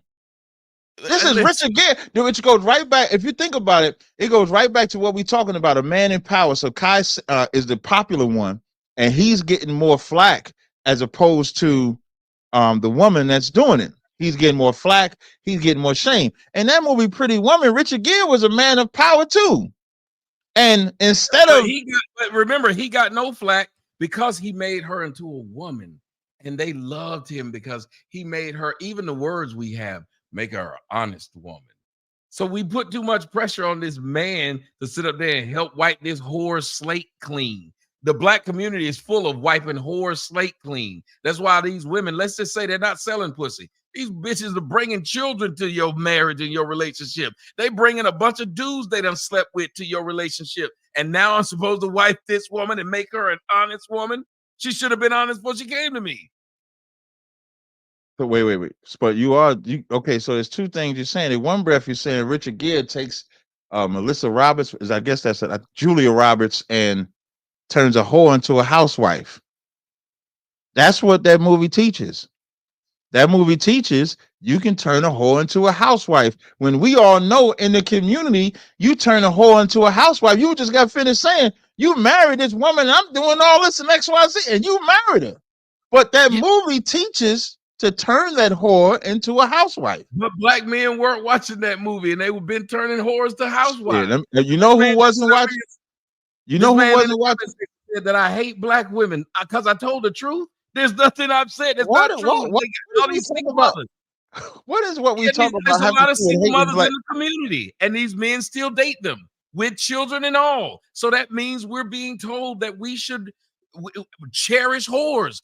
It's like there's nothing. They don't even get backlash. Y'all taught that, right? I don't see the hatred for black women on the subject that we talk about. It's a real subject, and here's why. When you said that black men didn't watch it, you're right. But you know who did watch it? Women watched it. Black women. And black women watching that and like, yeah. They want to be white. If bingo. That's why I said the white woman is the greatest whore, and black women emulating that whore also plays a part. That's why I said she's the greatest. Because if she wasn't the greatest, black women wouldn't want to emulate it. You want to emulate greatness. Right. Now again, we on a subject. Oh, that's a good one, Tommy. Let me see if I got it. Let me see if I got a bomb. Let me see if I got a noise or something like that. That was a good one. But she's the greatest. But that greatest is so wicked to where a black woman chasing that is why she's not even respected. Think about it. That's why the way that we both said it, we both were correct. Right. Same word, just the way you emphasized it. Exactly. Made it true on both ends. Exactly. And so now imagine if black women didn't watch these movies or didn't get influenced like that, didn't have us with who we look at as the greatest. You know, black men look at white men as the greatest. So now you got the black man and the black woman looking up to these white folk as the greatest, and we emulate that, and then not realizing the ramifications that comes within our community and how we treat each other, how we talk to each other, how we act to each other, as opposed to if we got to our own culture, it wouldn't be like that. And that's the point. And these conversations, I'll be glad sometimes when Tommy be highlighting these niggas that say shit in the chat. So I'll be glad sometimes, because like these type of conversations should be had. It's like the greatest. You said in that interview with the white woman, you mentioned something like barbershop talk. And this is something similar to where you got two brothers on opposite sides of the spectrum. The way he said white woman is the greatest, the way I said white woman is the greatest are different, but the same in perspective. And then now at the end of it, we say if we didn't emulate this white man and white woman, who got a problem with that? I just want to know who got a problem with that. I said that they jump to snap conclusions too quick. And I wish that people would just say, why am I looking forward to saying somebody's a coon? Who hurt him? They hate black women. Let me see this conversation play itself out and see if I can get some understanding. See where it's going. Exactly. And that's what we have lost. And I talked to these young guys earlier today, was talking to him about, they said, what do we need? I said, what we need is knowledge. Our people perish because of the lack of knowledge. Right. And exactly. Knowledge. They get mad and say something real quick before they just say, hold on, let me see where these people are going. If you have a thought process that's different than mine and I've never heard it, the first thing I'm saying is, I remember when I was taught that steak that has blood in it, you don't want to eat that. That is horrible. It ain't cooked well enough. It got to be black in the middle. Then as I got money, but then as I got money, I realized the best steak is medium. But you don't know these things because you're too unwilling to try or open your ears. It's the same thing y'all probably run into when y'all are talking about polygamy. Right. Saying the word to pisses people off. Hell no, nigga, that's fucked up. You're like, man, even if you feel that way, let me, I'll listen to your side of why you don't like it. Why won't you listen to my side why I think it's a good idea? Don't even mean to convince you at the end of it. You at least know how I do it. And you know what's funny, Tommy? The people that be having a problem with us with polygamy, here's the question I always ask them. I say, you got a woman? He say, yeah. You got a woman on the side? You know what the answer is? Yeah. You say, yeah. Yeah. So I say, okay, so you got a woman. You got a woman on the side. How about don't have a woman on the side, just have both of them and be honest about it, because you are a polygamist. If you got, you say what? What you say? I think it's weird that they're willing to sleep. Like, these women are willing to have a baby's daddy. They don't mind having a baby's daddy at all. Have no problem with having a baby's daddy that's got kids by other motherfuckers. They will share a baby daddy, but they will not share a household. I don't understand that. I don't. You rather have money spent to 8 different houses instead of staying in one. That's all fine, though. He can sleep with y'all. You will even fight a woman over the same man, but never try to work together. That shit is scary. Never. Like, you be trying to fight your whole life to be monogamous. You've been sharing your man your whole life. Just accept that you're gonna share your man. That's why I said, if you look, a lot of these women, when you talk about women being whores, it's the same thing. These women have been given too much power and too many rights. And if you leave a woman to her own devices, it's the equivalent of leaving a child to his own devices. A child gonna eat ice cream and candy all day, and a woman gonna do stupid, destructive things all day. I'll land with this. If you look at what happened with Adam and Eve, the snake never tried to talk to Eve when Adam was there. Right. That's right. And never tried to talk to Adam at all. At all. Went straight to the woman. And then what does the woman do? Don't accept accountability. And convince that man, which his power had been given up because he fell in love with that woman. He lost his power because when he was by himself, he had all his power and all his faculties. It didn't matter that he was married. It didn't matter that he loved her and wasn't fucking nobody else. She took his power because he, the first simp, the original simp, when they say the original sin, now the original sin was the original simp. When he sat there in this original simp, OG simp, he thought, well, I don't want to make her mad. I don't want to get upset. She said ain't nothing wrong with doing it, so I'm going to do it. That was the problem. Not. And that's the thing. Without you that cannot. Woman, he would never had that problem. He would have told that snake, get away from me. Yeah, you cannot give a woman power over you. With all the wives that I got, all of them will tell you, if he got to do something, he going to go do it. If he got to go teach, if he got to debate, if he got to travel, he going to go do it. They going to bitch and moan and cry and all that shit. And it just doesn't matter because you can't have power. And they can't come in and bring something that's against my principles, my beliefs, XYZ like that. Especially like if you're using the Adam and Eve reference, Adam and Eve could do anything except that one thing, which was disobey and learn this other belief, learn this other. They was not supposed to do that. And they couldn't just do that. Adam was supposed to learn, and he chose not to listen. That's the greatest lesson you can get. You know, now you know the punishment for the woman is that the man rule over her. You Yeah, tell a but black woman that I rule over. Hey, I ain't mean to interrupt, and here's the bugged out thing. A woman don't want to listen to a man, but she do want keep that going. I gotta man to. get something to the door. Keep going. I'm Okay, listening. I gotta get something from the front door. got you. A woman won't listen to a man, but she do want that man to pound her out. She do want that. Like when I mean pound her out, a woman will let a man flip her, dip her, do all kind of shit to her body. But when it comes to actually listening, she don't think about that. I always trip whenever I hear women on different spaces of social media always talk about a man can't have my money, a man can't tell me what to do, a man can't do this. But the man can have sex with you. You can blow his rod. He can dominate you with the only thing that like a woman should look at their bodies. Like if y'all want a good lesson, you can have $50,000, give $50,000 to a man, and it'd be some bullshit. You can get that $50,000 back. You let some man that you don't respect have sex with you. You let some man that you don't want to listen to you have sex with you. You can't get that back that he had your body. And it ain't even and it ain't even a thing where I remember that there's this song I think brother was telling me that Glorilla has where she says she took a nigga down. No woman takes a man down in sex. No woman. Your vagina may be good. You may make him come hard. You can make him do all of those things, but the man is dominating you the whole time. If he's on top of you, he's dominating you. See, from behind, he's dominating. From the side, he's dominating. There's nothing that you're doing because you're receiving it. You have a hole. Let me make it plainer. You have a hole. This is a penis. I was about to do something real crazy. So you have a hole. This is a penis.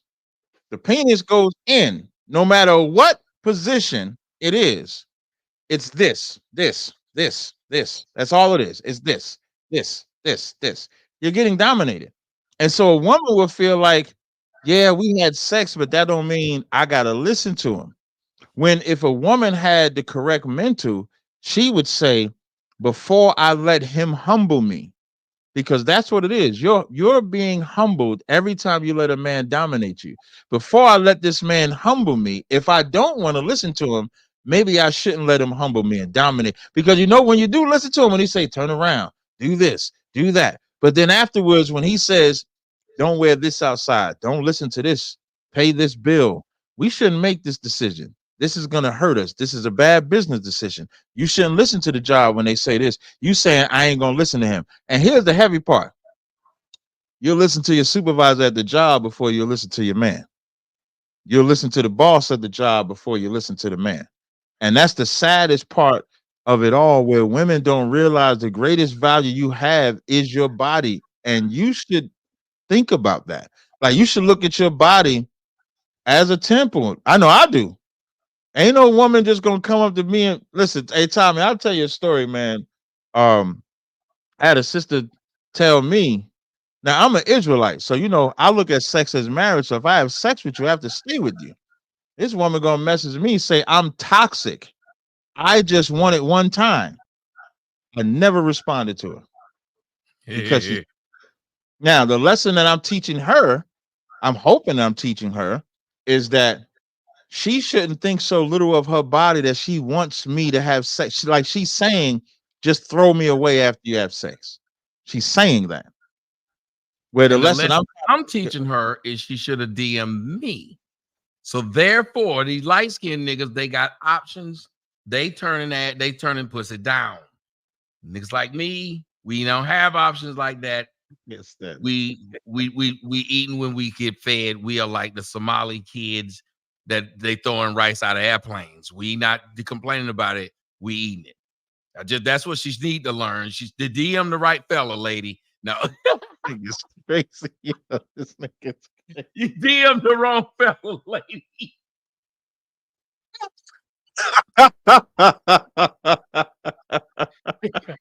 You gotta learn. You gotta learn, baby. You can get your success up higher if you DM them like But I'm hoping, but I'm hoping she learned a lesson. Like women that lead with their body first. I don't think you realize to a man, if you lead with your body first, the man is never gonna respect you. Period. Shit. No, he's not. No, he's not. Listen, it's gonna be like that song "Reasons," Earth, Wind, and Fire. That I was. You something. Yeah, tell me something. Tell me something. If I'm at the club and Mega Good lead with her body first, you hear me? You know what I'm gonna do next? I'm gonna have her on this here podcast. I'm gonna, hey, but nigga, I love Mega Good. I'm gonna tell everybody how wonderful this woman is. I don't give a fuck if I just slept with her 2 seconds ago and she got the wrong house when she came to my front door. I was like, oh, well, fuck you since I'm here. I would love this woman. That is. Know there's some women who can get over that you ain't saying, oh, this bad woman slept with me within the first few minutes. No, I'm gonna see if I can make this work. Now I'm gonna read something, right? This is Proverbs. I'm gonna read like 3 verses. This 9 and 13 says, "A foolish woman is clamorous; she's simple and knoweth nothing. She sitteth at the door of a house on a seat in the high places of the city." This is what she say: "Stolen waters are sweet, and bread eaten in secret is pleasant. But he knoweth not that the dead are in there, and her guests are in the depths of hell." So, like, let's say Megan Good or any woman comes to me and say, "I just want you to hit it one time." You know what my brain says? My brain says, I am not the first nigga she said that to. Yes.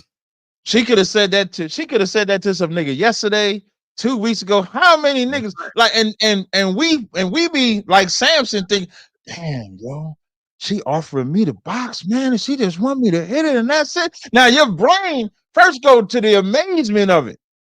Because I remember Chris Rock made this joke, like he said, the reason why women can turn down dick and men can't turn down box is because women are offered dick every day. When a man is offered sex, he look at it like it's my lucky day because we the ones that got to work for it.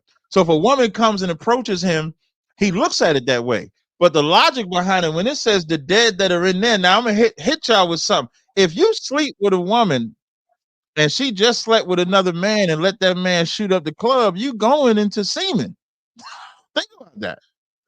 And we don't consider that aspect of it. When a woman is that upfront with you, you're not the first person.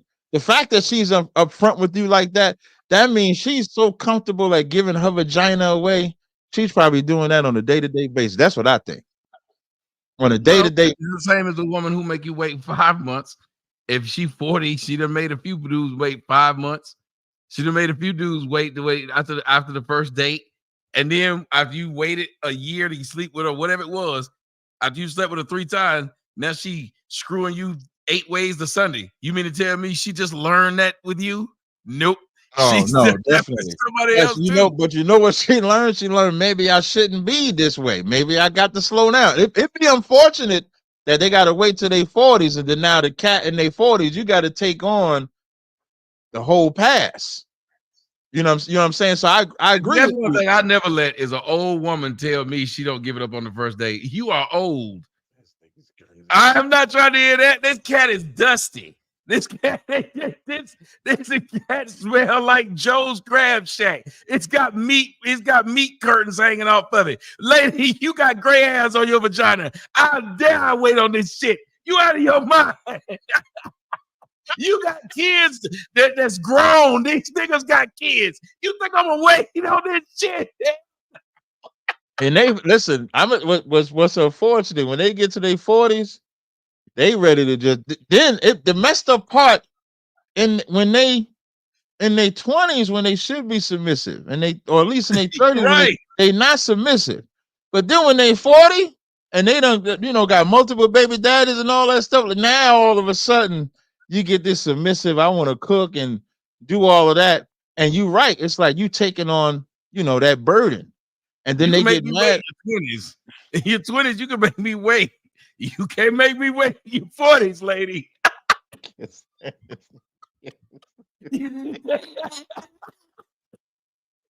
You ain't making I'm me not wait. gonna stand in.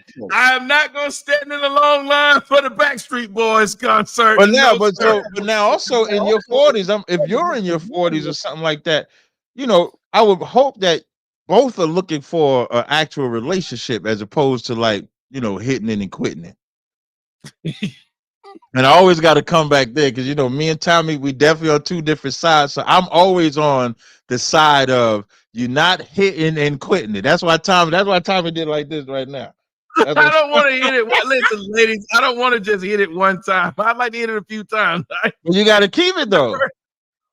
But look, I wouldn't even mind keeping on around. Like if I could get me a few of them. That's why I want to be a Hebrew. I want a Hebrew Israelite. Yeah, there you go. There you go. We put you on game. Listen, I don't mind, but I just have to deliver things like directly. I understand hoes serve a purpose.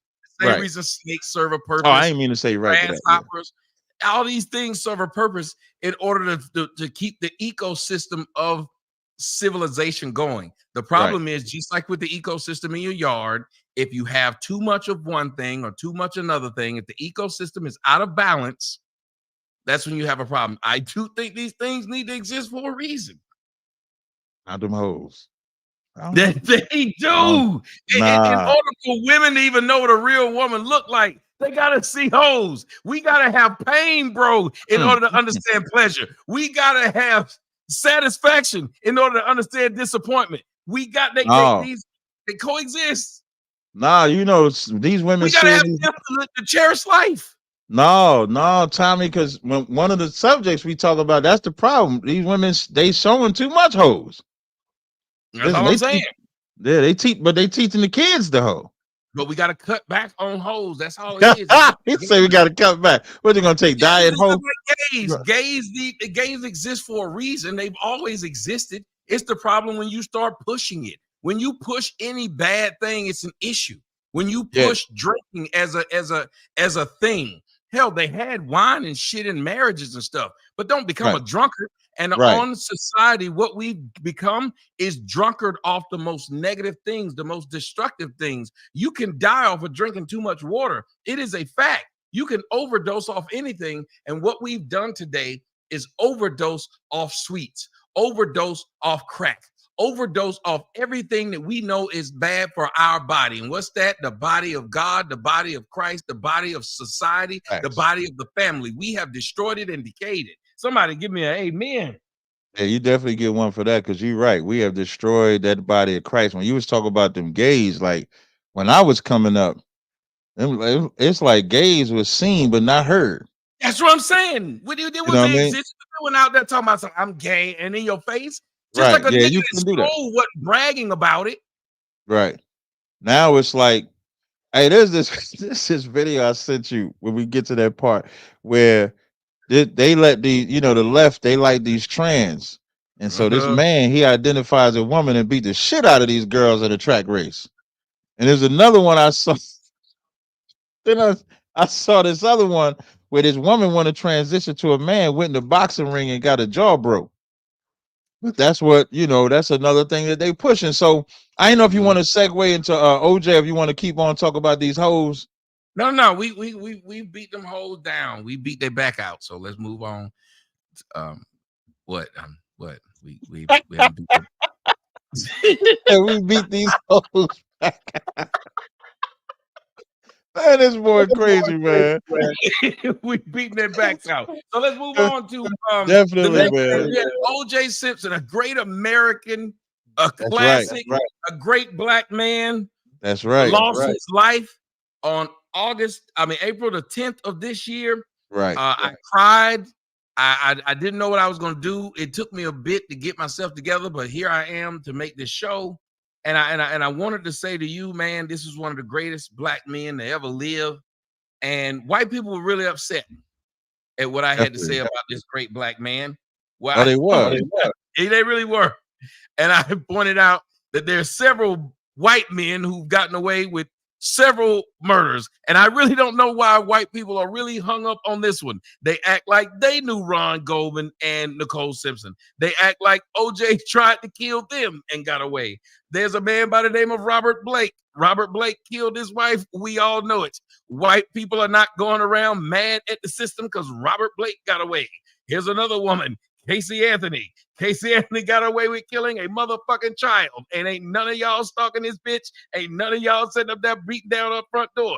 There's been plenty of people who have escaped justice. Then y'all went on with y'all life. But for some odd reason, you can't go on with your life about OJ. You want this man to suffer afterlife. You want to let the world know about how OJ killed these people. Well, that court system that you love to tout in front of us every time it works in your favor, well, it worked in his favor. I don't care about Nicole. I don't care about Ron Goldman. On the day in which they died, there were several other hundreds of thousands of people who died on that day as well. So I'm supposed to sit here and give a shit about that more than anybody else? Black folks die all the time. Didn't see y'all cry when they was bombing churches. Didn't see y'all cry when they was raping and killing young black girls. Didn't see y'all cry when they was sitting up there killing Emmett Till. You didn't have no crying during then. Don't cry now. The system worked. The system worked. Let's just move on. I agree totally with what Tommy said. And as we keep going, y'all can see in Tommy's and my name, make sure you donate to the Cash App for the content that we're delivering to y'all today. We love doing this rundown. We love doing this work. And as the people listening, y'all just want to support us. I just want to point that out. When you was naming those different things, I remember I was in the military back in the 90s. And I'll never forget, man, when OJ was found not guilty. Them goddamn drill sergeants, Tommy. Oh my God. Every nigga was doing flutter kicks, jumping jacks, push-ups, thrusts, all kind of. Oh, listen, the earth stopped. Like, that was such a great moment in Black history, because when you naming the Casey Anthonys and Robert Blakes and stuff like that, those is white people. So it's kind of like expected of white people to be found not guilty. That ain't really a shocker. Like, that's why, like you said, nobody talks about Casey. Nobody talks about Robert Blake. Nobody talks about when white people get away with crimes, because they've been getting away with crimes since they've been over here. When OJ got rid, you got to remember, like, back, if you put yourself back in that timeline, so you got, what was it? The World Series was going on at that time, right? And they cut the feed for the World Series. The NBA Finals, baby. Oh, NBA Finals. Okay, yeah. So the Finals, yeah, and they cut the finals, and they showing that Broncos just made a comeback. I think they had to stop selling Broncos. Nobody wanted a Bronco. That's how mad they was. Goddamn OJ. And that ride, him and his partner, they ride, and they pull him over, they arrest him. They say he killed the one person you can't touch as a Black man is that white woman. And that was their treasure. And they arrested him for the crime. He went up in that courtroom with Johnny Cochran. Johnny Cochran's reputation went through the roof after this game, because Johnny went in there, he pulled out that glove didn't fit. He presented all that evidence, and in the court of law, OJ was found not guilty.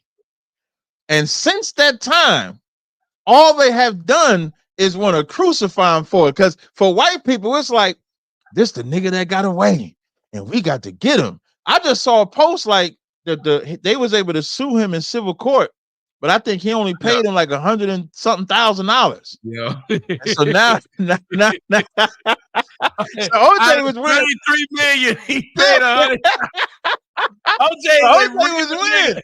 That's a real nigga. Listen, OJ was a real nigga. He said, I ain't paying. Listen, OJ was so real.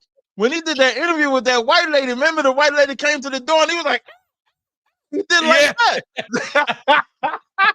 OJ wrote a book called If I Did It. He said, if I did it, and described the murder perfectly. OJ ain't shit. I didn't do it, but if I did it. Yeah, man. I gotta say this, and I don't know if I should say this, but sometimes I like to tell you personal things about myself, Right. and just so the audience can get into a little bit more about who I am. Okay. That was one of the porn names I was going to consider. I was going to call myself Johnny Cockring, and I was going to say, if the glove fit, I must hit. Johnny Cockring. I'm trying to fight. I'm fighting everything. I'm fighting everything. I'm fighting everything. I am fighting. Isn't it creative, Johnny Cockring? If the glove fit, I must hit. I am fighting everything in my power to avoid. I'm gonna tell you what made me. When I first said Johnny Cochran went down in history, when I said the name, my brain said Tommy gonna say something about this fucking Johnny Cochran. He's going to say something. He's not gonna let that slide. This is Tommy. And then Tommy comes, and this the setup. Sometimes I like to, give y'all some insight into my private. He walked us all in like, okay, we're about to get this sentimental moment from Tommy. And then he come with this goddamn name. Johnny Cochran. I'm not fucking with Tommy, man. I'm not messing with Tommy like that, man. My mind is always thinking, but white people are really upset, and I just look at it as, and I heard Tariq Nasheed said, and I agreed with him, but they didn't like that I agreed with him. He said that these white people are trying to get this money out of O.J. Simpson. He shouldn't have to pay them because he was found not guilty. He should not have to pay for something he didn't do. And I said, I agree with you, Tariq. That is why white people should not have to pay reparations, because they didn't do that either. No. That's cat. No. The white people alive today did not do it. Number one. And number two, it was legal when it was done. So why would I have to pay you for something I did legally? So now I'm not one that is necessarily for or against reparations. I don't have a position on it. Oh, I'm gonna take it if they give it to us. First off, just so you know. Yeah, that's what I'm saying. I'm not for or against it. The type of reparations for me is like them being enslaved, like they had us enslaved. My concept is a little different. But let's say if we're on that subject, I always use this same example because it's the only example that is parallel to it. Like Jewish people are still receiving money. Yes. To this day. And those Germans ain't got nothing to do. Like when you think about it, only the Hitler's army is the only ones that had anything to do with it because he was in charge of the regime. But every German pays for what the Hitler regime did. So because now they signed that deal, though. They should have never signed it. If we had gotten a deal signed with whites, they signed a deal at the end of the war that they would have to pay. It was one of the things they had to do at the end of World War II, just like the deal they had to sign at the end of World War I called the Treaty of Versailles, which basically set them back like a hella back because they had to pay reparations then. Whenever people make you pay. But I ain't even just talking about that. Like the New York governor just gave Jewish people $184 million for what they went through in the Holocaust. Because you know why? People give money to people they can make money off of. Go to the bank. The bank will give the person it knows it can make the money off of a loan before it gives the person that they think is going to default on the loan. Look at what the Jews were able to do when Iran attacked them. Israel is only 13 miles wide. A lot of people don't know that. Only 13 miles wide. They tried to attack them. The Israelis had this thing called the Iron Dome. Not one of them damn things hit the ground. They can protect their land like that. Black folks can't protect from niggas trying to scam them from building these damn schools in the places where they are. Black people literally need white people to give them shit. The Israelis have a nuclear weapon. The Israeli is basically a 51st state for the United States over in that region. I'm glad you said right. I'm glad you pointed that out because the only reason they have that power is not because of them, it's because of the United States that backs them. So that Iron Dome, all their military power comes from the funding that they get from America. But on the subject of reparations, if the New York governor and all these people can revere and have compassion for what happened to Jewish people, then for sure when Tariq and those that are for reparations and stuff like that, they're saying the exact same thing. They're saying that if they're saying slavery was wrong, then they should have made amends for that by righting the wrong. And they just have we should have never forced them to the table. Why didn't we force them to the they table? was and here's the sad part. We was never even at the table. There was no black people ever at the table to That's the point. Think about it. Look what Jews did for America that turned World War II.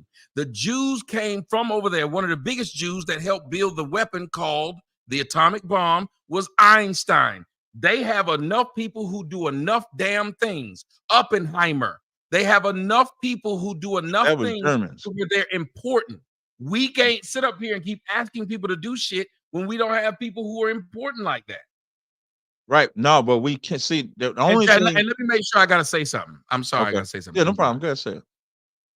Q Butter, you can take your whole ass somewhere else, calling people Sambos and stuff like that. That's why don't nobody watch your lame ass shit anyway. Nobody watch your little lame ass shows. I see you over there with 27 motherfuckers because y'all pussy niggas love calling people's name instead of having a discussion with them. Ain't nobody said under your punk ass, you could have left. If you gonna say that reason why you don't get reparations because of niggas like me, apparently we got more power than you then. If that happens, I don't like the fact that y'all sit up there. If you got something to say to me, whole nigga, say it to me. Ain't nobody stopped you from having a discussion, but y'all pussy niggas can't have now. That's why the bitch nigga you was with when I was up in Harlem got a conversation with me, asked for one, and then when I made him look stupid with my words, he wanted to fucking fight. Y'all whole niggas don't do nothing but talk shit. Leave people the fuck alone. Nobody asked y'all niggas to come over here. I would never go over to your damn show calling you names. And you pussy niggas always calling people stupid ass names. Coons and Sambos all the damn time. Why not have a regular conversation with a nigga? I'm sorry, I don't mean to go off, but I'm sick of these pussy niggas just calling people names. It is the dumbest thing in the world. Just calling people names and think that shit. No, ain't nobody smacked the shit out of me, pussy. What happened is I turned my back. And you was the one who sit up there and said, you don't want it, nigga, you don't want it. When I was trying to whoop your midget freeing ass. You talking about some smack somebody up. Y'all pussy niggas didn't do anything. 30 y'all niggas and one nigga up there. Fucking punk. And they sit up there and think that shit is cool. He talking about we smacked you up. Y'all didn't do shit, ho. I didn't fall down, didn't stumble. And I went at your little midget ass friend. A group of motherfucking niggas wanting to fight all the damn time, but won't hit me face to face. Did your pussy ass friend hit me in the face? No, bitch. He waited for me to turn around. You got smacked and said he stole me. Nigga, you saw it and everybody else saw it. I think I'm sorry. See, that's why I don't go many places. This pussy done came over here. Now he out there talking about some, he stole me. And that's the joke that niggas make. The joke, your man hit me in the back of the head, and you think that shit's cute. Grown man, old nigga. He's supposed to be teaching the kids, though. In an environment where it wasn't, and it happened in an environment where it was supposed to be about us coming together, like with like knowledge and shit like that. When you think about, like, I didn't like that event, me personally. I don't like where if we go into a venue where it's supposed to be about information and conversations and you bring violence to that, that speaks to your mentality. And you do not get props if it's 1-on-5 or 1-on-3 or 1-on-2. You don't get those type of props for that. And I was at that event, but I had left. But when I spoke to people, everybody said the same thing. It was something that was unnecessary to happen. Like, why did Tommy have to get hit? Like, I never understood it. And I teach on the street, and I say crazy shit on the street. Nobody has ever said, I'm going to slap you, Tazaryak, for doing that, for saying that, or doing anything like that. And if you're conscious, and that's the other part we got to add, because these supposed to be conscious niggas. If conscious niggas are conscious, why, when someone makes a point that you disagree with, you got to resort to what you do in the ghettos or in the hood, which is be violent? And this nigga said it was a one-on-one. I had literally was talking to this man, answered every question he asked. When he said, I just don't like you, nigga, I said, well, then we finished talking. I turned around to go on the stage, and that man hit me in the back of the fucking head. And this pussy is trying to make it sound like it was a one-on-one. No, it wasn't. So I call that pussy shit. Like when you gotta wait till they turn around to hit them, it's like a sucker punch. if you're having a confrontation with somebody, and let's say you hit them like face to face, even in that environment, it still would have been wrong, but at least he could have saw the swing of something coming. Right. But when you wait till the person turns to then hit him, what you're saying is that I'm afraid of him, so let me hit him while he's turned around. And then, of course, because it's in a big place, now you got people breaking it up and all that stuff like that. So you really just got to go at the man. I kept trying to go at the man. Q-Bud and them other niggas sit up there talking about some, you don't want it, man. There's too many of us. You don't want it. There's too many. I'm now with I'm one person by my fucking self. And you want to sit up there and protect the little pussy who hit me? And now you want to say 8 years later, I got smacked up? Yeah, from the eyewitness. That's how because you still jealous of me, nigga.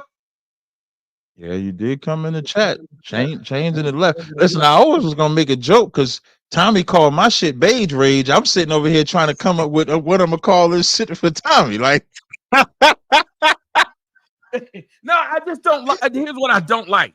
For years, you gonna keep on talking shit as a black man that's supposed to be conscious. Then he want to say your security. I didn't have any fucking security and nobody ran. And see, this is what you got to deal with when you got to deal with punks. Punks just sit there and keep talking shit.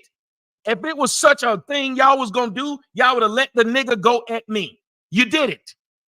Right. I turned around and wanted it. And now here it is years later, you still trying to like a hoe. Only a hoe said that we smacked you up. How? It sounded like it meant more to him than it did to you. Thank you. This nigga up here, the best night of your life, wasn't it, Q-Butter? You and them 13 motherfuckers that's up there watching your puss-ass show. And then you want to teach the kids after that, smacked you up. And let me tell you what, I still live in a bigger house than you, still fuck the bitch you was trying to fuck, that you were laid up with, still fuck that bitch. That sure did.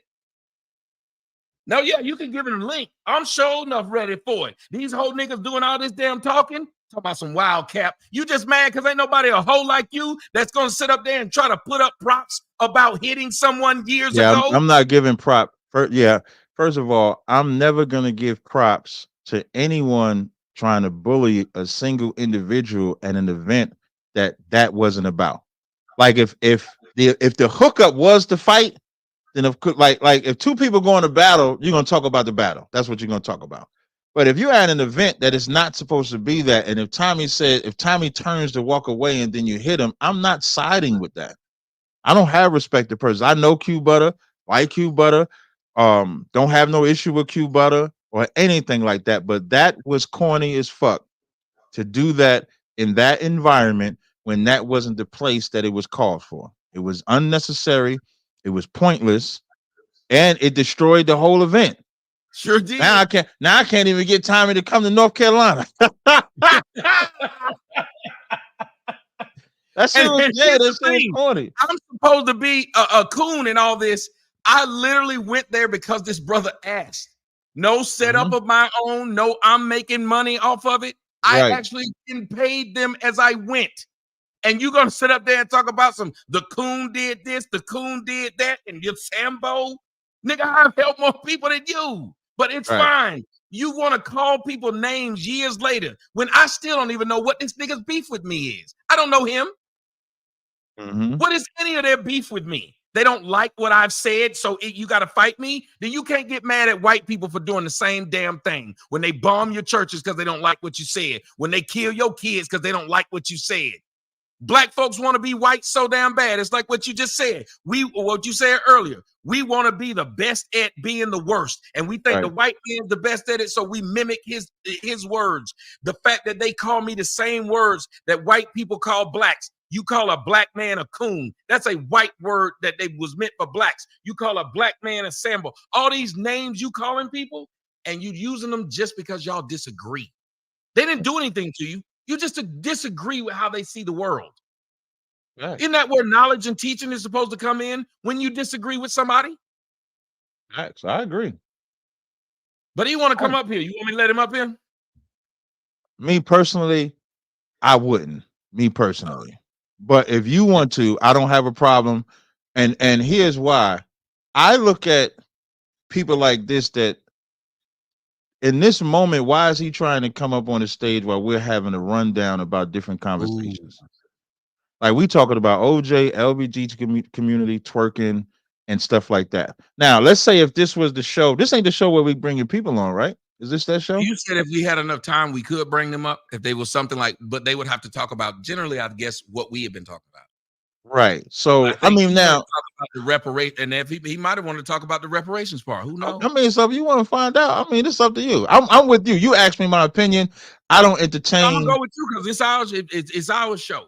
So if you say we got other shit to do, I'm all right with it. Yeah, I'm fine because I don't think that, and this is how like black men teach black men. He wants to talk about some shit. Now, let's say if this happened like a month ago, a year ago, maybe even 2 years ago, I could see coming up on here and talking about the shit. This is 8 years ago. It meant that much to you? That much to you? To where you got to come in and do the unnecessary trope. Like he could have did it better. He could have said, I want to talk about reparations because that's what we was talking about. Yeah. He didn't have to say nothing slick. But when you come in with that energy, now a part of me wants to, but then the major part doesn't. So I'll leave it up to you. I'm fine either way. Listen, if it goes, I tell you what, I'll let it come up here. If it go left, okay. All right, let's rock out. It might be something worth a damn. It might be something worth a damn. Let's see what's up. Yo. Yeah, What's my initial comment when I said the Sambo was in regards to when you said black people didn't fight back and didn't push back, and I was saying that was the Sambos. I wasn't calling you a Sambo at that particular point.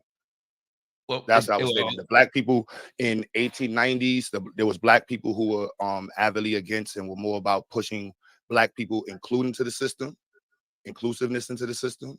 And so if you go onto the Jim Crow website, it defines Sambos as blacks who are more aligned with the American system and were considered to be docile. And it says the Coons would be those who are considered to be more like the youth who are more aggressive against the system. So the people who were actively against reparations that we see speak on it would be those who are considered Sambos right now. For example, when you had Obama say we should forget about it. These are the type of people that would say that. Those are the Sambos, the ones who are like upward in the system, accepted by white class, and they're the ones who are saying we should not go after reparations. That's my grandmother was never accepted by white class, and she felt like reparations was something that was a thought that didn't make sense. I'm not gonna like your grandmother's position. I wouldn't speak on that. That's her position. I'm just speaking. What I'm trying to say is there are people who don't. Blacks don't have a we're not a monolith. And every time we say something that's different, we get called a name, a Sambo, a coon, some stupid ass fucking character. There was the other one. It's from Django. It's just these grown people calling people names and never discussing why they see things differently. It is insane. It wasn't the question. If you would have said there's people in the black community who have different reasons for not supporting it, yeah, I wouldn't have said that. But when what you specifically said was, who were the black people that did? Why didn't black people push against it? And that's why I was saying it was the same. I didn't actually say that. What I said was, I said there was no black table. That I explained what the Jews got and why they got it. And I explained the power they had. And then I said blacks needed to have sat down at a table and get them to sign a deal too. If they didn't, no, that's what I'm saying. When blacks sat at the table, the blacks who sat at the table said we're not pushing for reparations because the blacks who were invited to the table will be considered the Sambos. And I'm not. But they were never the blacks invited to the table when they decided that when slavery was ended, there were no blacks because blacks didn't have a country to represent. They didn't have their own faction. They literally were just property, and they were just now giving them their status as people. No, there's plenty of black people who had status in the country even before slavery was abolished, because slavery was abolished in different parts. So, for example, in New York, segregation was being pushed away way before other parts of the country.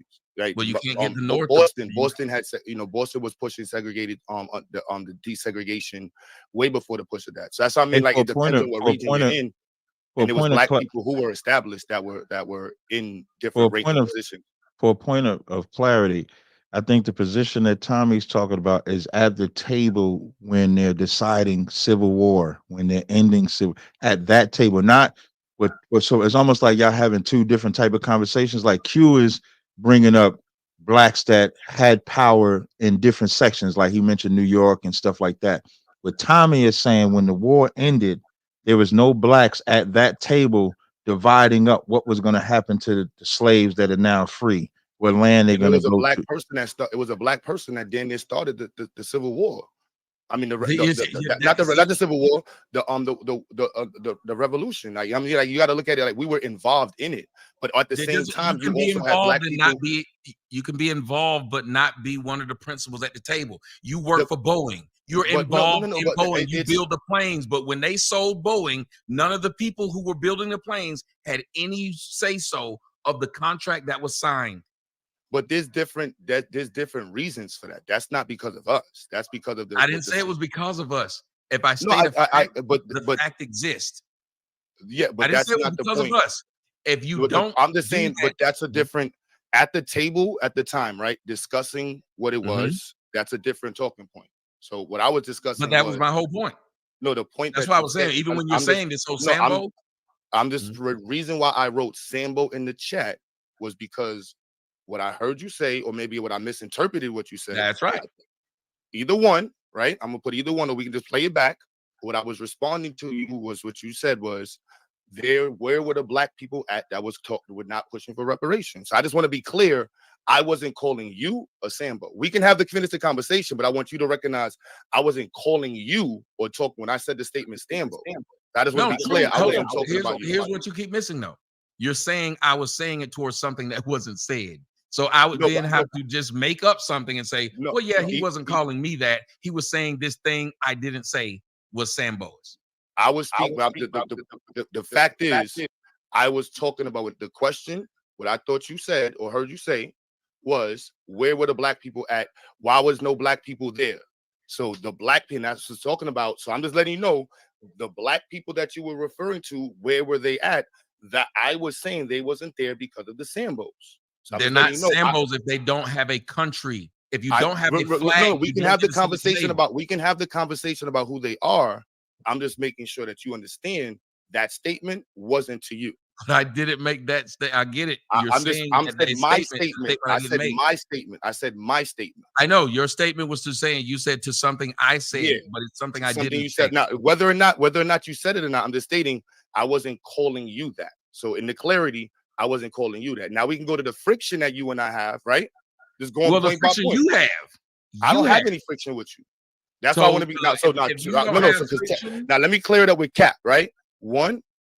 So like let's get the space ready, right? The conversation. Let's a grown conversation when Cap put his ever on, right? Tommy, you talk how you talk, and when I first was introduced to you, I'm like, look, how you talk. If you don't like it, don't listen. That's the very first thing. I think Joel Benjamin had an interview with you and I, and he brought me on your. I had you on my show and had you talking about your. Yeah, Joel Benjamin. Well, I didn't know.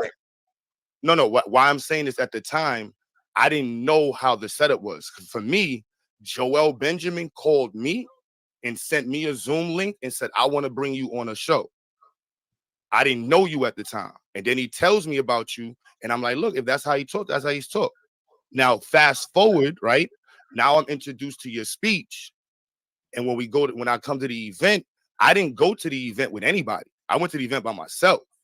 When I got to the event, I saw the brothers that was there and multiple people, and we was in the back of the space.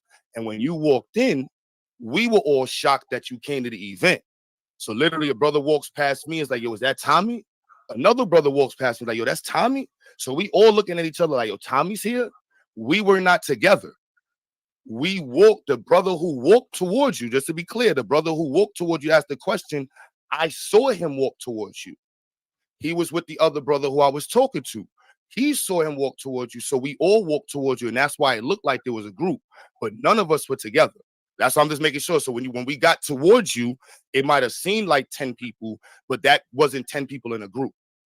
When the dude asked you the question, I was on the side and I was like, I'm just looking at what's going on. And when you responded, I got in between and I said the thing about because of black women.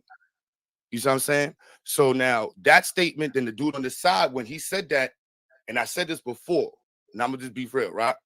you know your speech, and you can talk how you want to talk. Talk how you want to talk. I deal with mad rappers, right? And I tell rappers, you can rap about whatever you want to rap about. It's a free world. But there might be somebody who doesn't like what you say.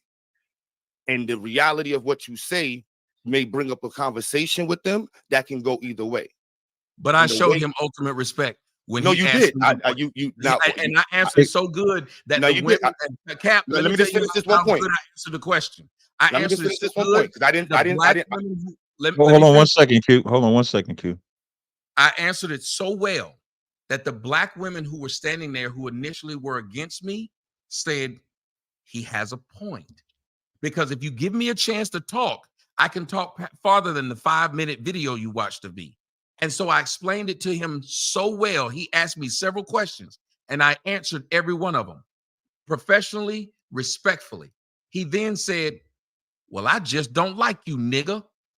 And I said, and we don't have nothing else to say. I turn around to get ready to get my stuff, to get ready to get on the stage. And that's when he hits me in the back of the head. I then turn the fuck around and try to get to him. Q Butter and the rest of them stand between me and him. And Q Butter said to me at that moment, "There's too many niggas in here for this. You don't want that." And so while you making fun of me saying, this nigga stole me, that is actually what happened. How is that a joke? How is that funny? No, all right. So the reason why that's funny, because that's not the actual phrase. Where you were saying that he stole me, that's not, you got to say he stole on me. So you were just saying he stole me. So that's why I was laughing, because you were saying he stole me. And it was like, bro, that's not how you actually say the phrase. He stole on me. That's why just so you know, I'm just being real. That's the funny part. You said it, not what the person did. That's crazy. No, you want to know what was funny about it. And I'm not from New York, though. I know, and that's what I'm just saying to you. I'm just saying to you what was funny about the phrase. That's what was the funny part. So if you want to know the funny part, 8 years later, that's why you said in the comment section. No, because it was funny. It was funny when you said it. It was like he stole me. You said I got smacked. But I got a question. Hey, I got a question. It was funny.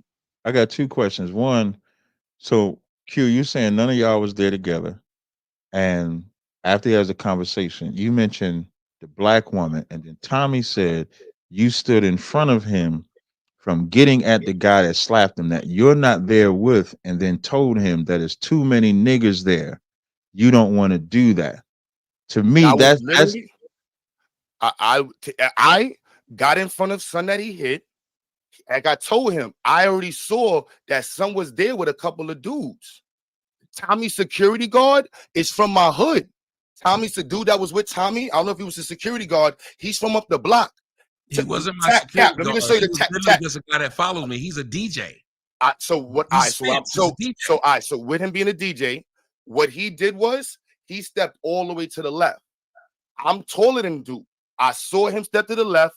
Tommy is being surrounded. I got in between the group, put my hands up, and I said, chill. On camera, I'm saying chill. I said, y'all wilding. I told Duke that hit him, you wilding. I got in between them. I told Tommy, you don't want to do this. There's too many of them here, bro. That's what I said. It's a fact. So why is today a joke? That I got smacked up. I was about to say, but I said earlier, what I was going to say was from a professional side. And I said this on the stream. I said, Tom, what I would have suggested on some artist shit, I would have said, yo, Tommy, I know this going to hear. I would have even as soon as he approached, I would have already known he's on some, he got an issue with me shit. Yo, let me buy you a drink. Yo, chill. We going to, you know what I'm saying? Let's chill. Because I know the character you embody. And because the character you embody in this type of setting, there might be a space for contention.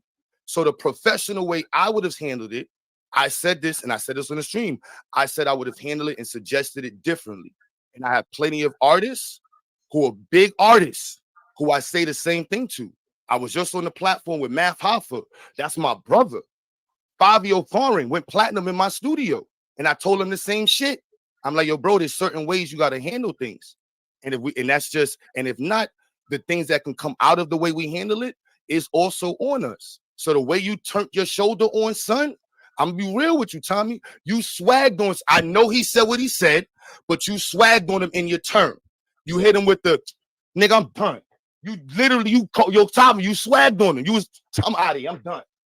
I watched his face, and when you did that, some was like, "This nigga trying to play me." So what should I have done when he said, "I just don't like you"? Hey, Tommy, did he answer your question about the laughing though? No, he hasn't. What laughing? Like, I just said, Tommy said, why did you laugh at it? Tommy, can I you just repeat said that question? because he kept yelling out, "He stole me." That was funny to me. I'm like, yo, he's supposed to say, he stole on me. The So phrase I is, hope that he if I stole slap a on woman me. in public, He stole you me. start laughing at what Like that's she say after she got slapped. what? As I hope that if I slap a woman in public, that her reaction gets you to laugh, not for you to say you shouldn't hit that woman. Or I If you hope slap that a if woman in public, I'm like, why no, would you? or if I hit a kid, or if I hit an old man, or if I hit anybody, if I knock a nigga out, it's just funny the way he fell. And y'all need to know, for those of you who are watching, as you go back and watch the video, you will see that there was another man that was there who was walking behind me. And if I stopped or backed up, he had a knife this long in his hand, walking towards me. It made no sense that those men would say, because of how you talk on YouTube, something physically needs to happen to you, and then get mad when white people treat them the exact same way. White people have every right to kill niggas if they get an opportunity to, because you got too much mouth, by your logic, because you said things they don't like, because you called them words you don't like. Dylan Roof had every right to go and shoot up them black folks inside of that church because they mad at blacks because the way blacks talking. If you think it's okay to put your hands on somebody because you don't like what they say, then people can do the same to you. You should expect the exact same behavior. You should expect being called nigga as quick as you call people Sambo. You should expect being called whatever whites call you. If I got to expect the blacks to do the same. I don't understand how whites are supposed to have all this reverence towards blacks and they hate them, but blacks have no reverence towards each other and we're supposed to be brothers. You're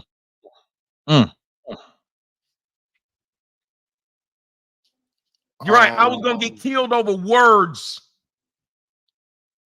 Words. That's the wars that started over words. Okay, so then don't get mad. Yeah, but there's got to be a certain. But there has to be a certain level. Like I mean, if we, I battle with words. I battle all day with words. I have people say the wildest things to me. I've never said about a black person ain't. I've never said because of what they said or what they disagree. I come in with this preconceived notion. Whether it and Q Butter, you know, I know you, Q Butter. I rock with you in the whole nine. But in this instance, there is no justification for Tommy getting slapped. Like the same way you say the way Tommy spent off, this is the same way Tommy could say, well, I didn't like what he said to me that made me spin off. But what he said to me did not provoke me to slap him. I just said, okay, this conversation is over. And as a man, he's walking off. And that's really what's supposed to happen. If two people like, and that's and if I was to use the Bible, in the Bible, Paul and Barnabas had an issue. The contention was so good, so fierce between them, they just separated. And so Tommy chose to separate instead of argue, and then the brother chose to be violent. And so I don't think Tommy should be made fun of that. He's by himself, no security. I know you said that was security, but wasn't a security. And it almost sounds like because of Tommy's reputation, it's okay to slap him. That's what it sounds like. It's okay to slap him. Anybody, it's okay to laugh at it. Like Q, you admitted that you laughed at his lingo. So now because he's from the South, now I can laugh at him. It's okay to slap him because Tommy says all this wicked shit about black women or whatever the fuck it was that made people, you know, feel that certain way with Tommy. And I just disagree with that. I think as men, and I'm speaking from experience, I've argued, I've had a man, I remember at camp, there's a cat arguing back and forth with us. He says, I'll shoot everybody on this list. We didn't take it upon ourselves to harm him or do anything. We kept talking to him and he ended up crying on the side because the brother just needed a damn hug. So I think as black men, if we're going to be great black men, like if Q Butter has his platform, Tommy has his platform, I have my platform. There should never be an environment that we're in where violence is what we condone or accept. And that's in my school and out my Sinetta tell you one time, me and Sinetta standing outside. We was waiting to go interview David Banner. As we waiting to go interview him, We standing outside. This brother out of the shadows just comes out of nowhere. Sinetta's not in my schools. This brother comes out of the shadows and starts walking up to Sinetta. I immediately go to protect Sinetta. Now the brother just wanted to rap with Sinetta. That's all. That's all he wanted to do. I immediately go into protection mode because that's what we should see. In that moment, when that brother hit him, that brother should have been removed. If that was an ISUBK event, he would have been kicked out. We would apologize to Tommy, bought him a goddamn drink or something, a wine, or did something. We wouldn't have bought him no hose, no. But we would have bought him a drink or something, and we would have kept the event going. Yep. It would have not have been that stain. And the only thing that they would know now today is that somebody tried to get Tommy.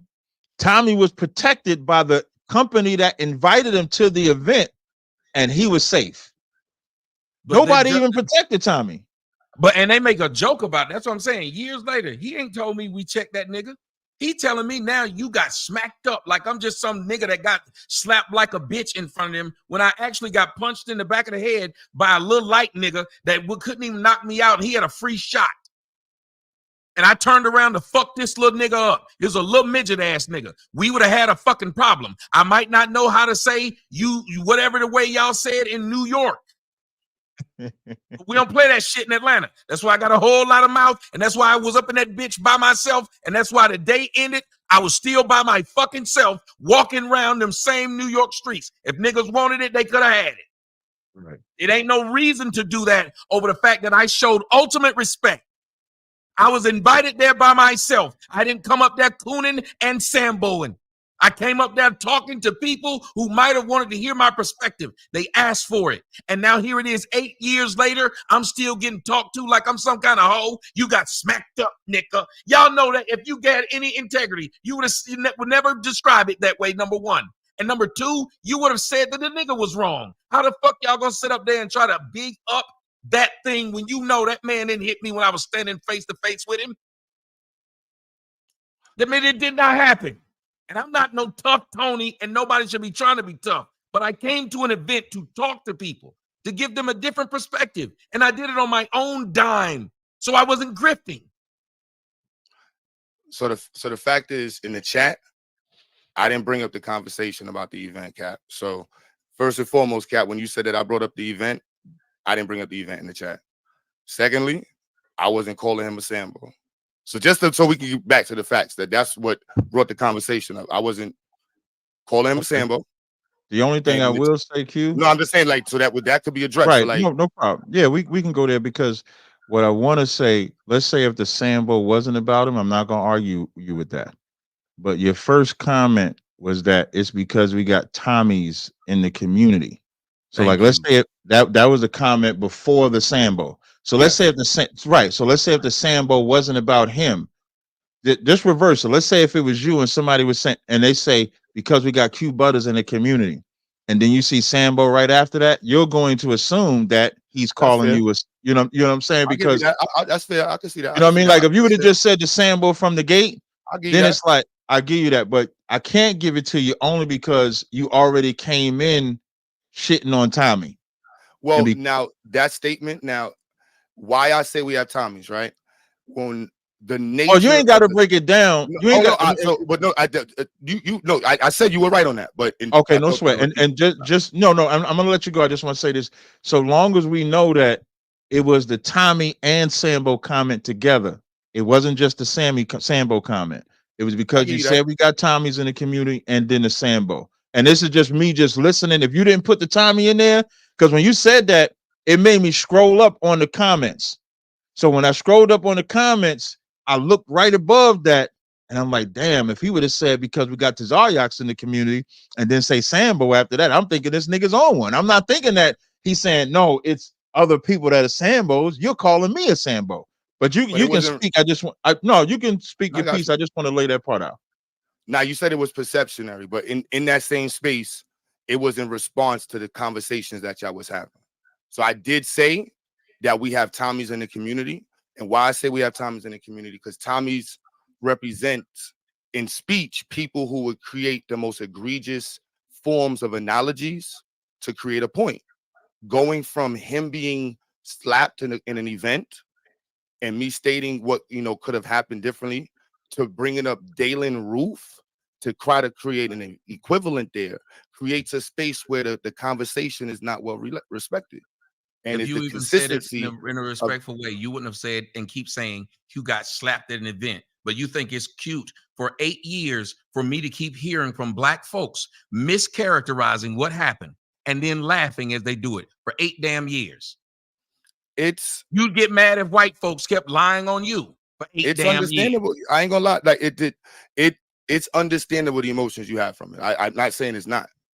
You know what I mean? We haven't, you know what I'm saying? Like, I'm not saying it's not, but what I was referring to specifically was the content, the sentiment was making. We can have the, like I said, we can dead it. Remember, there's one question. We can dead it. If I could just want to say one thing, you said it's understandable the emotions that you have for me, right? When you came on this stage, Tommy didn't say nothing, he let you speak. If you don't make those 2 comments, is there any emotion at all? Or is it just you just commenting in the room? Based off of what he said. Meaning if you don't say it, because there's Tommies in here and then the Sambo and stuff like that to set off that you on some shit, do we have that conversation? No. Thank you. So you're the one that. So then you would have to say. What he just understands. He just said. No, I understand the part with the Dylan Storm. And that's what I would. No. He just said that he has people always bringing it up. So it wasn't just me. He said people. So that's why I said. But that's after you set it off, though. No, but I said I can understand the emotions you have from that. I'm saying I understand. But he wouldn't have them emotions if you didn't emotionally respond first. If myself, if the event never happened, he wouldn't have those emotions. What I'm talking about, event aside. This is what I need. If I didn't say it in the chat, he wouldn't have had that. I agree to that. So you can't make it like Tommy's the emotional one. You have to say you was emotional. No, I didn't say he was emotional. I said I understand the emotions that he has because of the situation. But it's predicated. It ain't predicated on the situation 8 years ago. It's predicated on you bringing it up. Excuse me, you calling him a. He just said 8 years. I didn't say he said that. Said that. That's no. what I heard I'm you responding to him. I get that emotions you have towards me for that. Towards you, right? But what I'm saying is that he wouldn't have had no emotions towards you for that at all if you didn't come in with the Tommy and Sambo. That's what set him off. Like if we going chronologically, bro, I agree with that before. No, I'm saying that, but when you make it seem, it's almost like a scapegoat tactic. When you say, "Yeah, I understand why you got these emotions from me," it's still not holding the, like, you accepted it when I said it. But accountability is not even bringing up the emotion. He had every right to respond because you set it off. I said that. I said he was right for that. No problem. That's what I'm understanding. I said, bro, I'm not mad. I said, his response, yo, bro, I play ball. I'm a sports head. I'm hood. Like, this ain't number talk shit. You know what I'm saying? This ain't about Franks. You know what I'm saying? Like, I said in the last thing I said in the chat was we can dead it. You know what I'm saying? All I established was I didn't bring it up. If I said something that it brought that like you said, the Tommy point, I take accountability for that. And what I was going to say was that statement was in regards to what y'all was saying at the time, though. Like even the woman in the comment section, she said, Rhonda, she said, so he can say what he wants to say and no one can respond. What he said about reparations could have offended people. Do you see how women, and this is when I talk about black women, that's a black woman who should have been for de-escalation, but this woman is trying to push the point that I said something about reparations, which white folks ain't gave you, but what I said, because it ain't in line with what you felt, I should have to deal with some repercussions, which makes no sense, number one. And number two, Cap and I have always had this show open, and if anybody want to talk to us, they can. So nobody's had a problem with, if you had a thing to say back to me, you could say it to me. You could say it. So to sit up here and say, I think everything we saying is offending people. No, how about being an adult? This person said, how do I know she's black? That's a black ass person on that picture. She might have used another person, and that's fine. But then about what I said about what I said about reparations, that would be weird. So it's a white person that used a black picture who's upset at what I said about reparations. Fine, you got Sir drop trolling on that one. He got to be trolling on that one. But I think I definitely think that was out of pocket and out of seasoning, because What don't we say that offends people? I say shit that offends people. You say shit that offends people. That ain't even the point we talk about right now. What we trying to do is between Q Butter and yourself, work out this issue that Q Butter set off in the chat. That's what we talk about. I don't even know why the fuck we talk about reparations right now. It's pointless. Reparations. Now that's something that Q and you, like you and Q could talk about it, or me, you and Q could talk about it if that's something we want to talk about. But in this moment right now, we're resolving this issue so that way it don't have to come up again. I don't know why she chose to do that. I wouldn't have highlighted it. I understand why you do. But we can go, we can keep going. I can tell you why I did it. And here's the biggest thing. I think what hurt me about any of that is I've shown many of these men when I dealt with them nothing but respect. When Q Butter came over, he was able to talk on my show, talk about his school, talk about what he did. And I showed him nothing but mad love, my coon audience and all of that. I didn't bring him on there and made a fool out of him. I brought him in front of him and said, this is a black man that's doing some good shit. And yet these men don't care how you treat them, how you deal with them, how well you deal with their family. It's because the niggas around them say, he's a coon, so they must dislike you. And Cap, you know it because they tried to pull the same crap to you, didn't they? Yep. Some All niggas fall for it. I can't be cool with a nigga that's nice to me. I need to let everybody know I'm pro-black. So I have to say he's a coon too. A nigga who's never done anything to you? That's what's heartbreaking about this. They get to see me, hang with me, and see me treat them well. But because the niggas that's with them say, that's a coon, how you gonna be cool with a coon? It's the cult factor. You should be able to be your own man and look at these people and say, my dealings with them ain't your dealings with them. You might see them that way. I don't, because I personally dealt with them longer than 5-minute video that you saw. Well, like I said, I hear your position. I'll have to give my anecdotal space. Speech does have repercussions where I'm from. Facts. You know, and so like I can name a lot of people that I'm associated with. Unfortunately, their speech got them in some really bad situations. And so I'm more for one, and to look at the entirety of the situation and say, how could we all grow from it? And to me, the growth is recognizing that if I were to see someone talking crazy about the ISPUK, crazy all the time, crazy about them, and then somebody does an event that has the ISPUK there, and that person shows up, and you get washed, that's part of the cycle of your words, and that's the world that we live in. You see what I mean? Like you got to be mindful of what you say. That's why I don't go around. Why was it that a black woman then? Since I talked about a black woman, why didn't a black woman whoop my ass? Number one. No, why is it with a black women were allowed me to be able to get my point across? Can I just finish this point? I just want to finish this one so I can be on the same page. Our ability to recognize the nature of the response in our speech is part of communication. You know, it's part of maturity. You know, and I've said this to many people. That's like, you know, we can say what we want. That's the world we're in. However, also the time it takes to package your message in a way that's also received in a certain way. And it's just the world we live in. Now, in the YouTube world, I didn't understand this shit. So at the event that was put together, Cap, that event was a combination of Black empowerment, let's be real, college babies, and a combination of we trying to get this YouTube people together.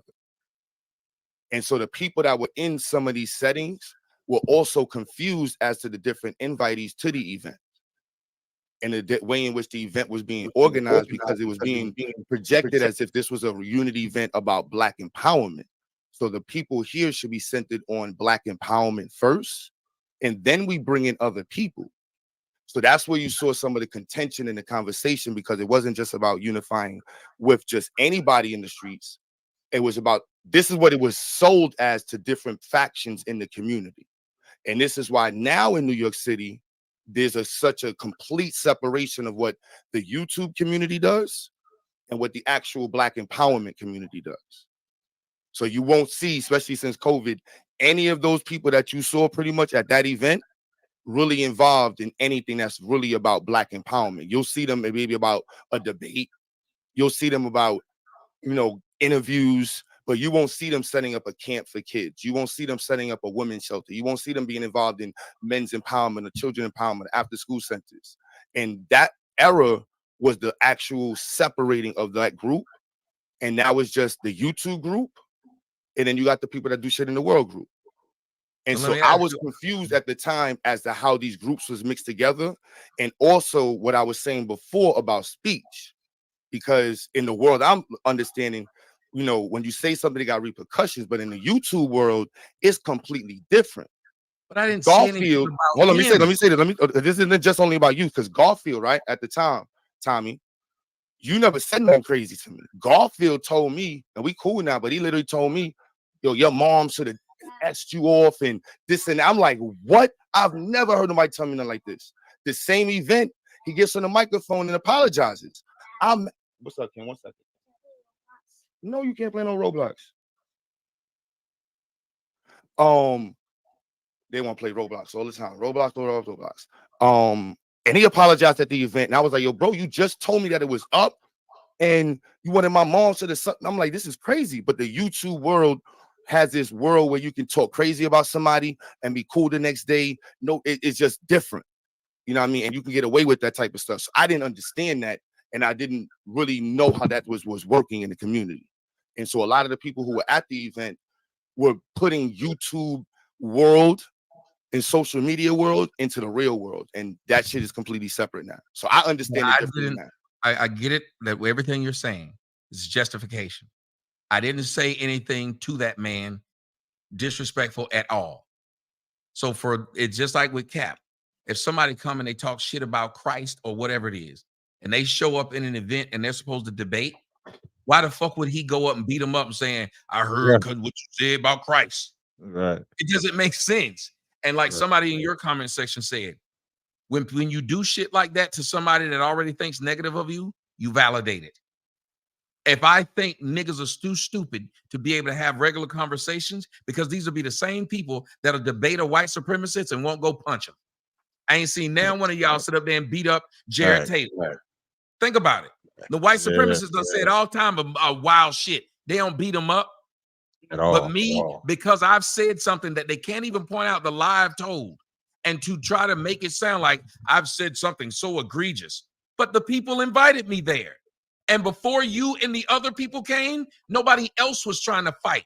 So why would you say, I don't know what's going on here, but I need to be the one to stop, to set the shit off? That is disrespectful to the house you just walked into. The house you walked into invited this man. The house you walked into ain't trying to fight. You got some nerve coming in somebody else's house talking about some, yo, bro, from such and such side, we about to set it off, even though you in those people's houses and they're not saying anything to you. They seem fine. If it bothers you that much, get the fuck out. You should leave because everybody else is fine. Why wouldn't we say that as adults? Everybody else here is fine. Nobody's arguing. Nobody's having any beef. What dude was mad about was everybody seemed happy to see me. Y'all did it to that girl Sci-Fi the night before. Sci-Fi was a girl that was pro-black, hated me. Soon as she saw me in person, you know what she did, Cap? You do. Took a picture with me, put it on the internet. Them whole niggas sit up there, and I'm not talking about you when I say whole niggas, because I don't know if you're the one who said something to her. But them whole niggas sit up there and told that girl, you taking pictures with that Sambo and putting it on your page. She had to take it down.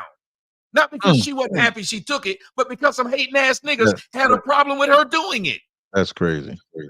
And that's what happened with that dude. That dude had a problem when he tried to ask me all these questions that was supposed to make me look bad in front of them people and make them hate me. And it didn't work. Same thing with you. When the people came up here trying to say things or write in the comment section to make you hurt me, or to make you hate me. When it don't work, they try to turn the entire group of, oh, so y'all all just up here with the coon fest, huh?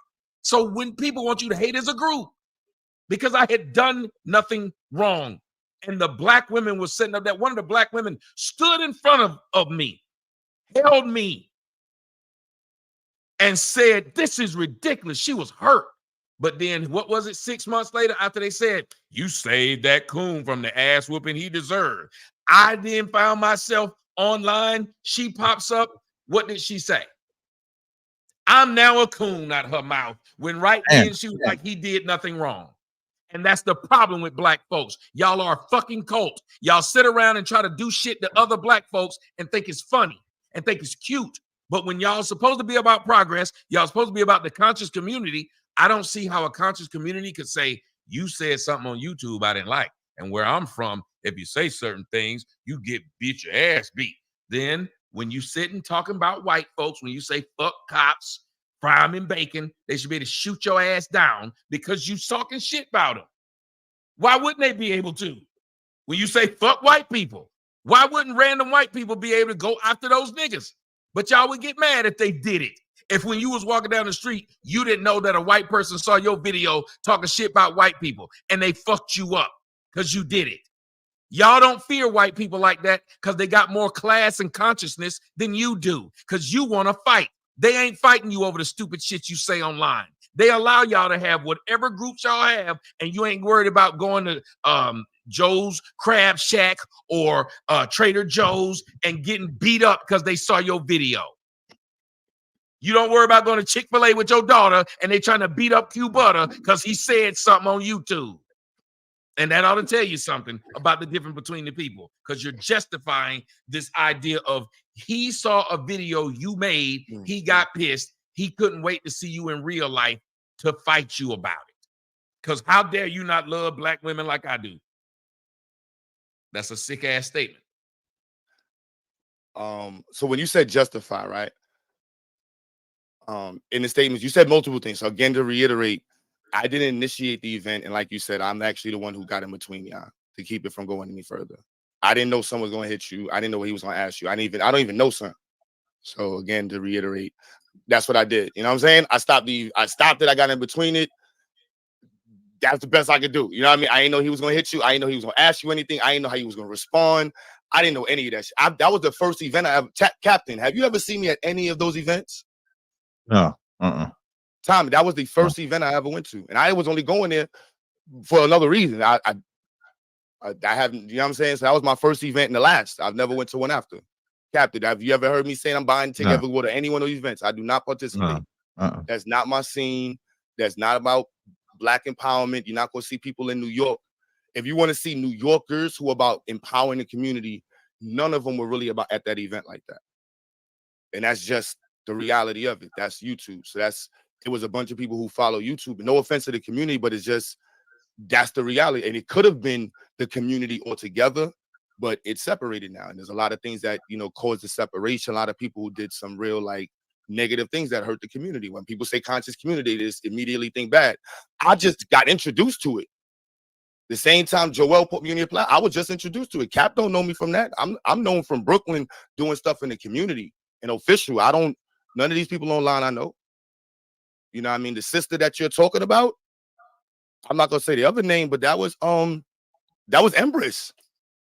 Yeah, Empress, whatever. And I was like, we were cool. No, I just want you to know, I'll give Tommy, I'm gonna show you how real it is, right? When I went to Atlanta, B, for the first time, everybody was pulling guns out to show me guns. And I'm like, what the fuck is y'all doing? I'm like, yo, bro, because I'm from Brownsville, y'all want to show me guns? Same sister pulled the gun out the breast. So I'm thinking, you understand, this is this is super black power stuff. So there's other people that's looking at this this is super black power. So everybody here is supposed to be on the code of black power. You understand that it's not saying that your message and your speech is your speech, but your speech is not aligned with black empowerment. Yet the man and the people who were there, because she was there before, she was one of the ones who asked, would I debate someone? She's the one who asked. I'm being real with you. Understand, in that time, we had police brutality going on. We had schools getting closed down. We had money getting shorted in nonprofits in the city. We had schools needing funding.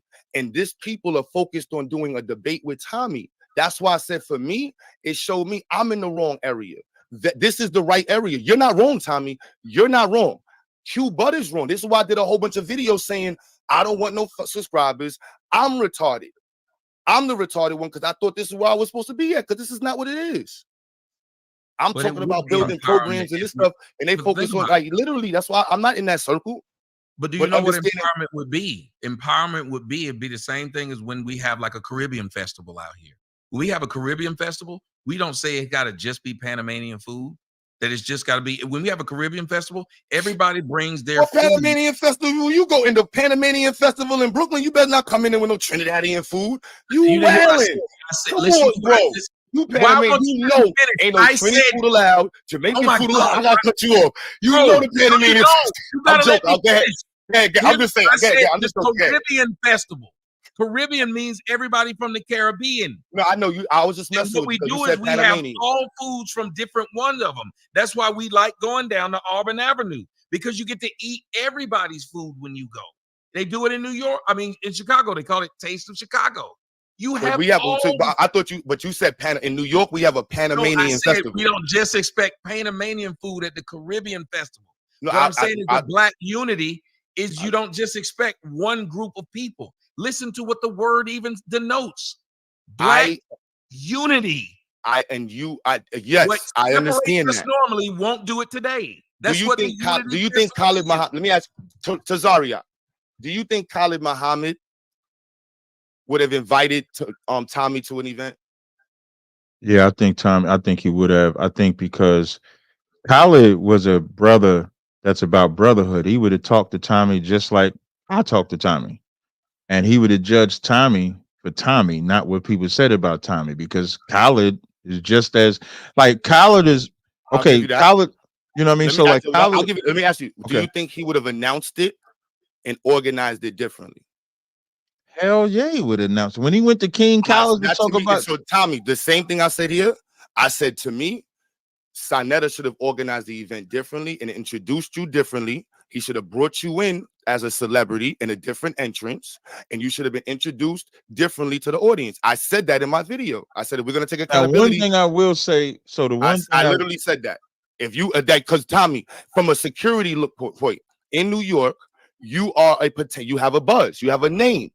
Whether or not that's how NYPD would look at it, like, yo, you got a buzz, people don't like you, you got to go a different entrance. That's the rules in New York. You got to go a special entrance. How come I was able to walk the streets and they saw a video of me walking? We're not talking about these streets. I'm just talking about as a promoter in New York. I'm just talking about. I'm just saying as a promoter, I would have had you come in through a celebrity entrance. That's what I said. I would have announced you and put it on. That's what I said.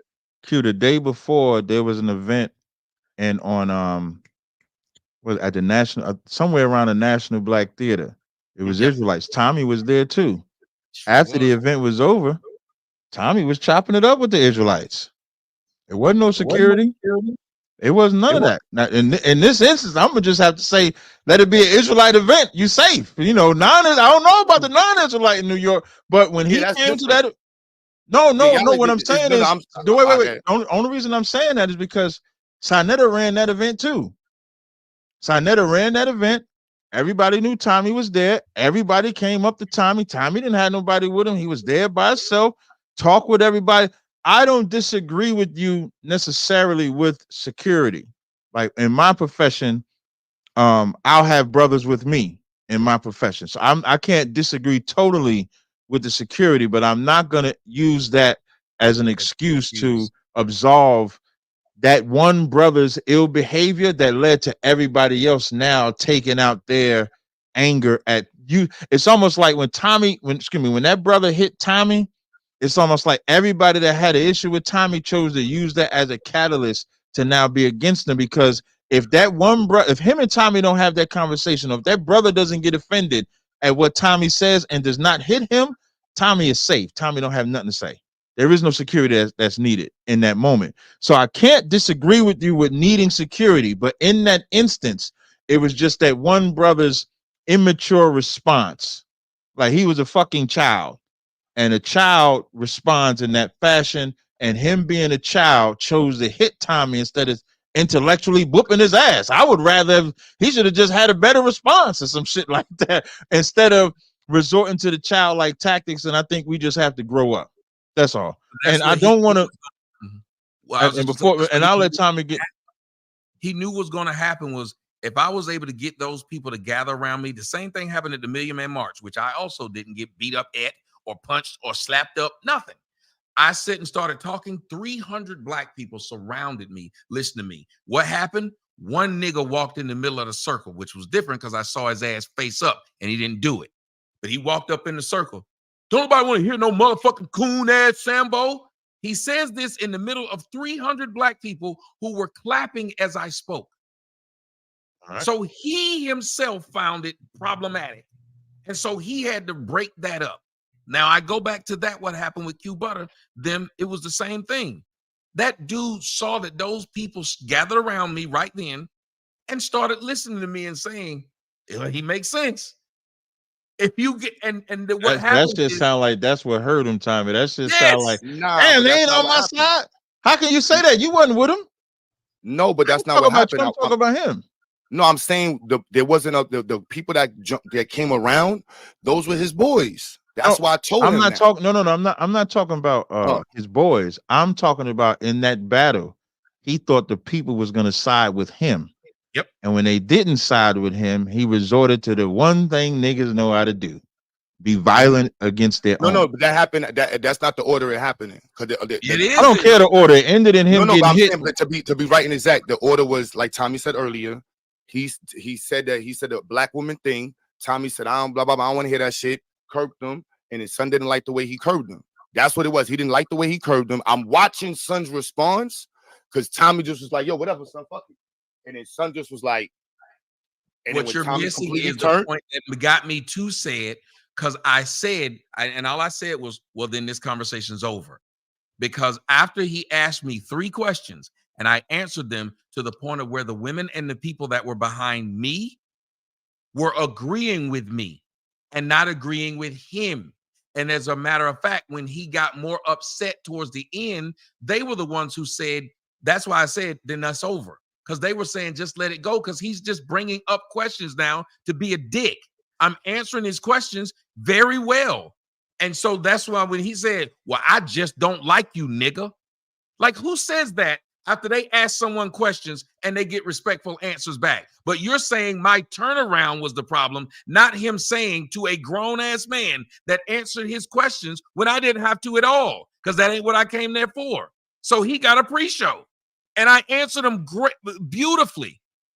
Then what he got upset was I made him look bad in front of those people because he couldn't corner me to look like a coon like he thought he could. Now, if I could, I want to get back to OJ now. We done had enough of Black Rage. This has been the hour-long Black Rage section of the rundown. Q Bud, I appreciate you coming in. I'm glad we was able to clear some things out, get things in order. We're gonna get back to the show, Q Butter. We appreciate you joining on the show. We're gonna get back to talk about OJ. Now I got to do a rundown on the rundown of the rundown. So again, Q Butter, I appreciate you coming on. Hold on, before Q Butter leave, I'm gonna let you know that I'm not a bad guy, and I want to ask you something, Q Butter. I know you from New York, and I know there's a brother up in New York that a lot of y'all respect. The brother's name is P. Diddy. Let me ask you a question, Q Butter. If P. Diddy asked you, he say, hey man, I got a party. You want to come through and party? Well, what you gonna tell him? What you gonna tell him, Q? Hell no. You don't know that. Over there with P. Diddy. Come on, cat. PD Jakes over there with P. Diddy. P. Diddy. PD Jakes over there with P. Diddy. Come on, cat. PD Jakes over there with P. Diddy. P. Diddy be wanting to party. And you gotta tell him no. What? And you gotta tell him no. P. Diddy be wanting to party. And you gotta tell him no. Hey, Thomas, tell me this, man. Thank you, Megan Good. Thank you, Megan Good. Thank you, Megan Good. God bless you, bless you. Thank you, Megan Good. Thank you, Megan Good. Megan Good. Thank you, Megan Good. Coming to save that sleep. You be listening to Sexy Red. You broke. You broke. You broke. What's she listening to? You be listening to Sexy Red. You broke. You broke. You broke. You broke. PD Jakes over there with P. Diddy. Oh, come on, cat. PD Jakes over there with P. Diddy. P. Diddy. PD Jakes over there with P. Diddy. Oh, come on, cat. PD Jakes over there with P. Diddy. P. Diddy be wanting to party. And you gotta tell him no. And you gotta tell him no. P. Diddy be wanting to party. And you gotta tell him no. And you gotta tell him no. You broke. You broke. You broke. You broke. You broke. You broke. You broke. You broke. You ain't never seen that, Q Butter. Man, I was about to ask you, how long is this shit, Tommy? Q Butter, man dying. You ain't never seen that.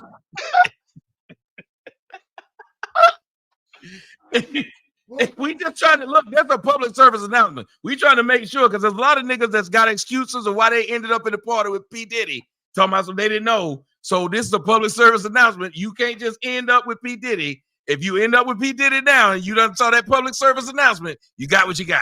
That's all it is. All right, Q brother. We're gonna rock out, man. I appreciate you joining the show, Right, man. thank you for joining us, man. All right, man. Peace.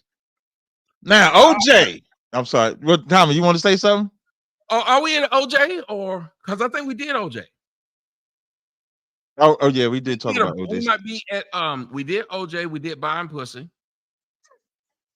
We might be at the lefts. I think it's either the LBGT or the black women. So now I gotta see if I could find this minute mark. I was trying to find it on Rumble, but I got caught up in y'all shit, so I couldn't get it. I got caught up with you childish motherfuckers. Yeah, I got caught up in but I'm gonna tell you, it was good. One thing I will say, I give him, like, when it was pointed out that he actually said we got too many Tommies in the community, he didn't fight that part because I think that part was important. So I give him credit. But the interview you did, I'm just scrolling down. Here we go. I gotta try to find a minute marker when you was talking about the LBGT community. Just bear with me 1 second. I just want to hear this. No problem. I'll give you time to get it set up, and I will then give them a setup as well. A young woman I got started in the business. Her name is Tommy Laren. She had gotten pretty big. Guys might remember her. She's on Fox now and on something called Outkit Network.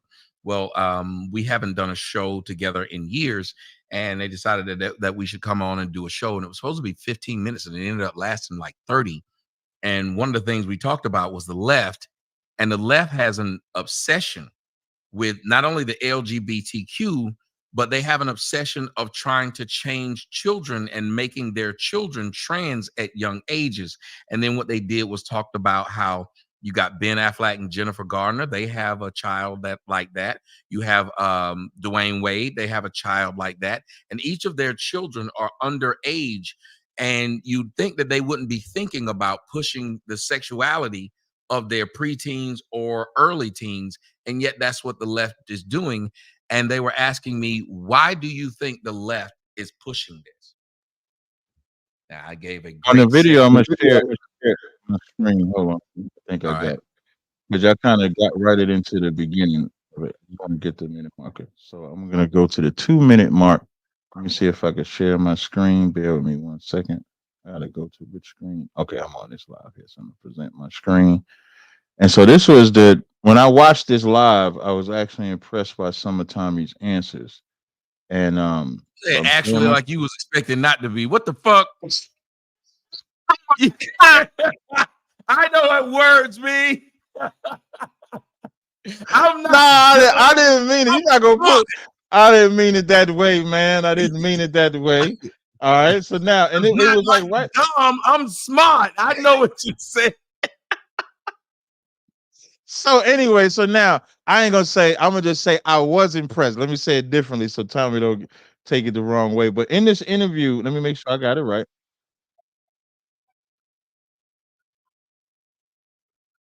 Can you hear that? Oh no. Can you hear that? Okay. Mm-hmm. Now this is about 4 or 5 minutes, but I do want to play it out, and then we're going to talk about the left's obsession with the LBGTQ. All right.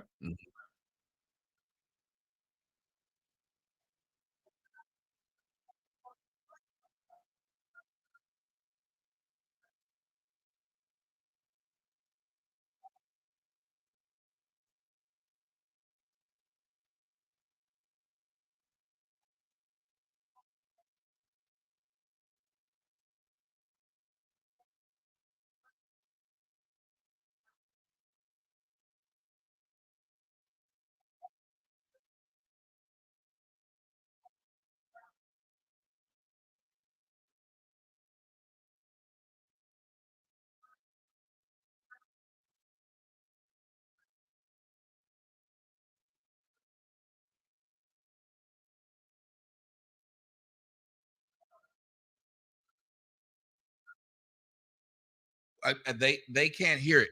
you may have to either A, click on your settings and click where it says that you might have to change the audio to where it says the echo cancellation and reduce the No, I microphone. wonder if it's because I'm sharing it in the so I'm in my own StreamYard and yours. Yes, that's what I'm telling you. You got to turn it off the echo thing. Because where do you have it at? Do you have it uploaded in your StreamYard? No, I'm sharing this off of that's what I'm the saying. You're Rumble sharing off the account. screen, right? Yeah. Yeah. So what you're screen sharing it. So you need to take off the echo and the reduced mic one. Just go to the audio, take off where it says echo cancellation and reduced mic. It'll only be on stereo, and then they'll be able to hear it. Okay. All right. So I just turned it off.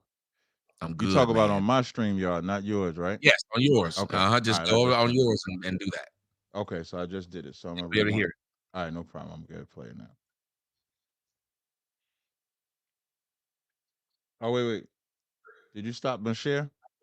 Or is it still Oh no, I'm gonna start it back. Hold on. Hey, I'll start it. There you go. There we Now go. do it again. All right.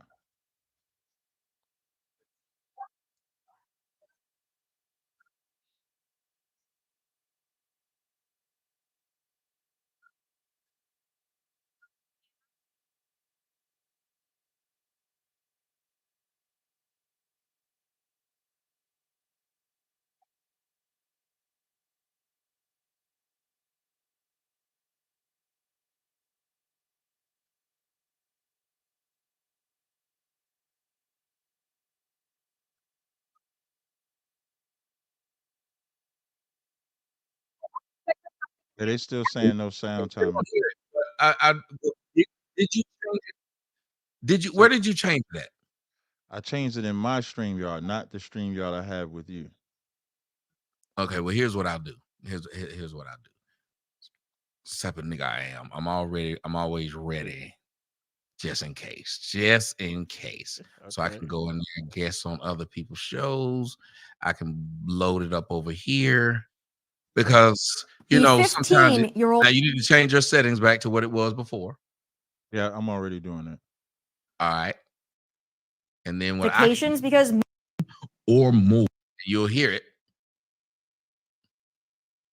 I don't want to pay for it, and I don't think maybe it's just a coincidence, but maybe it's not. I'd also acknowledge that it takes a certain level of privilege to focus on pronouns and non-binary classifications because most average folks don't have the time, energy, or the means to prioritize gender identity. So I'm sure that's part of it.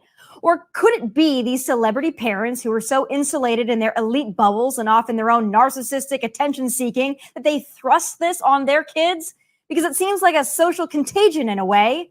Or could this all just be a symptom of popular culture nowadays? Because the quickest way to get attention and instant gratification seems to be to come out as queer. I can't tell you for certain, but there's something more to this, given nearly 30% of Gen Z adults identify as LGBTQ.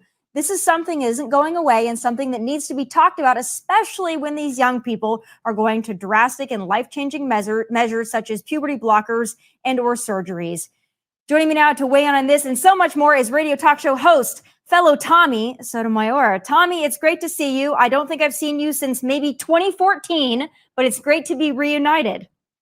It is, and I am glad to be here again. And listening to your subject, I think we're ready to get into something good. Well, let's get into that because, you know, this is a touchy subject for a lot of people. And I'm also one of those people that's like, you know what, if you want to be non-binary, trans, unicorn, I don't really care. Just, you know, I don't want to pay for it. And I don't think it should involve children. But in this instance, when it comes to these celebrities, it does involve their children. They've got, you know, 14, 15-year-old kids, sometimes younger, coming out non-binary. We know that Dwayne Wade's son with the nails and the outfits. I mean, I just feel like it's not a coincidence. I feel like there's either something in the water or there's something more to this. Do you think that the celebrity Hollywood aspect has something to do with the abnormally high numbers here? Oh, not only do you have you're into something, but I'm going to go a little bit farther and play a little tinfoil hat. I think there's something in it for the Hollywood elite. I think that a lot of them are sacrificing their children for the fame that they receive. You see people like Dwayne Wade. Once his child comes out as a girl now, and we must call her a girl, him a girl. His daughter now gets to meet the president of the United States to discuss what at 12 years old? your sexual preference or your thought of what you could be other than what you were born. And then we're pushing the agenda of these children have 99,000 different genders. And who do they go to? They go to the pharmacist. And who makes a whole lot of money in the United States? Pharmacists and those doctors, those pseudoscience guys. And I believe that a lot of these actors, because remember what happened with a young lady by the name of Demi Moore? Her own mother sold her for $500, and that was years ago. So imagine what people are doing for $5 million or more. And a lot of these celebrities are being used to push the agenda. The agenda, we all know what it is, the LGBTQ. Yeah, and I feel like some of these folks too, you know, specifically when we talk about Dwayne Wade, I mean, that was really high profile because it was an athlete, it was a Black athlete, and it felt like this was kind of an outreach to the Black community to accept the trans narrative or at least build a bridge there. And I think Dwayne Wade and family really took that on as one of the kind of first high profile cases of this, where the child comes out as this, and it was the back and forth, and it was, we're going to be supportive. And it, you know, it feels like this is an attempt to get this to catch on in communities where maybe it hasn't fully caught on yet. Hey, I've always said that right there. I said the Blacks, we're the canaries in the coal mine. They try things out on us before they try it out on the community. There used to be, you're not as old as I am a fossil. And there used to be a show by the call, or a movie by the name of Revenge of the Nerds. And Revenge of the Nerds were all about these smart guys that were outcasts. But when it came to the black nerd was gay. His name was Lamar. They didn't say it explicitly, but you knew he was. And then when you watch a lot of these shows designing women, they had a black guy on there, black guy was gay. It got to a point where today I figured that all men are gay. That's why black men anyway. When you see Billy Porter walk out there in this weird dress with a beard on, it seems like they've allowed black men to be the faces of two things in the United States: homosexuality and being away from their families, gangsters and gang street figures, but not anything positive. As a matter of fact, when you look at it, and I'm going to go a little deeper here, when you look at it and you see the women in the black community that are supposedly gay and only date other women, well, how do they act? They act like the gangster men. You don't see them with suits on. They don't act like engineers, doctors, or lawyers. And when you see the black guys who are supposedly gay guys and trans, they act like there's no other way to say it. They act like the Keishas. They act like the fringe group of what we're supposed to look like. So you're 100% right. They're using us blacks to be able to push an agenda to normalize it, because who's the group of people you can't really criticize? Us. You're racist if you do it. Yeah, and there seems to be something else to this. You know, when there was all right the BLM craze of 2020, I remember because I was in LA at the time that there was a big BLM craze. What I liked about that part, and the reason why I wanted to highlight, I had say again, Tommy. I had messed up. Go ahead. I took the wrong thing down, but you're back. Oh, okay, no problem. So what I like about that, and what made me want to talk about this, I did a lecture back in like 2015 or something like that. It was called No Homo, and it was on what you pointed out. Dwayne Wade, for example, when Trayvon Martin was killed by George Zimmerman, he had him and his two sons on a magazine that said, "We are Trayvon Martin," which included the same little boy that he let identify as a girl. Now, this boy is a girl. It makes no sense. That Revenge of the Nerds, I forgot about that movie until you brought it up, and the Designer Girls. What they did, because like I highlighted like what's the guy back in the 70s or something? The first man like on TV, black man on TV. It was an old show. It was like a comedy show where he dressed as a woman. It was a black man. It's an old black show. I'm gonna look up his name. Usually in my chat they'll find it. Hold on, let me see if I'm just trying to Google it real fast. There's been a few of them that done dressed up. Flip Wilson did it. Flip, that's the one. That's the one. It's pulling up as I'm saying. Flip Wilson. So, like, I would bring up the Flip Wilsons, the Martins, and Eddies, and stuff like that. But I forgot, and I watched all the Revenge of the Nerds, and it used to irritate me when I used to see the black boy be a homosexual. Think about it. All the rest of the people were nerds, but they were male. And chasing women. The black nerd was gay. And Designing all of them women. were chasing women. Oh, All wait, of them Revenge of the Nerds. The damn Designing nerd got women. the hot woman. Yep. Designing women. The guy on there was gay. Let me give you another one. You remember the movie Mannequin? The Yeah. guy was gay. Guy was gay. And so you can clearly see an agenda, even when Obama, who black people applauded when he got in office, made sure that the same-sex marriage was in effect. Gay marriage was in effect. And so I think we can't deny that there is an obsession from the left to push the LBGTQ, but not just on anybody, but on us specifically. To take, and my position, as always, is to take the manhood out of a man, to further crucify the black man, to make him unattractive, to make him downtrodden, to make him worthless, to the point to where black women would say, I don't have to be with them. I could treat him like trash. Like, I don't even have to respect the man because look at how he acts on TV. This has to be real life. Listen, one of the most gangsters niggas on TV was Omar from The Wire. And he was a homosexual. Think about that. He was a homosexual. Even the killer that we think about on TV is a homosexual. So now what does that encourage? Homo thugs, which is what they call them. They call them homo thugs, where you could be a homo and a thug, and you still looked at as a man for some reason. So I don't think that we could deny that there's this trend where we want our black men to be homosexual. We want them to dress as a woman, and they use the celebrities to push it. I just saw this recent video with Will Smith's son and goddamn the white boy hugging up on each other. What's Justin Bieber? Justin Bieber. Oh my God! When I saw that, I said, "Somebody get these goddamn kids like Will Smith and Jada Pinkett. They some terrible parents. Somebody come get these kids, man." So but when I saw your interview, I wanted to, brother, talk about it, briefly. We ain't have to stay on it too long, but I wanted to talk about it because they got them out there. Like did you see how he walked up on Justin Bieber? He walked up. And you know where they went? Hey, Tommy, they went to Diddy party. Yes. We did if you want to party. They said yes. They went straight to it. They said, say no more. We'll be there with bells on. They showed up.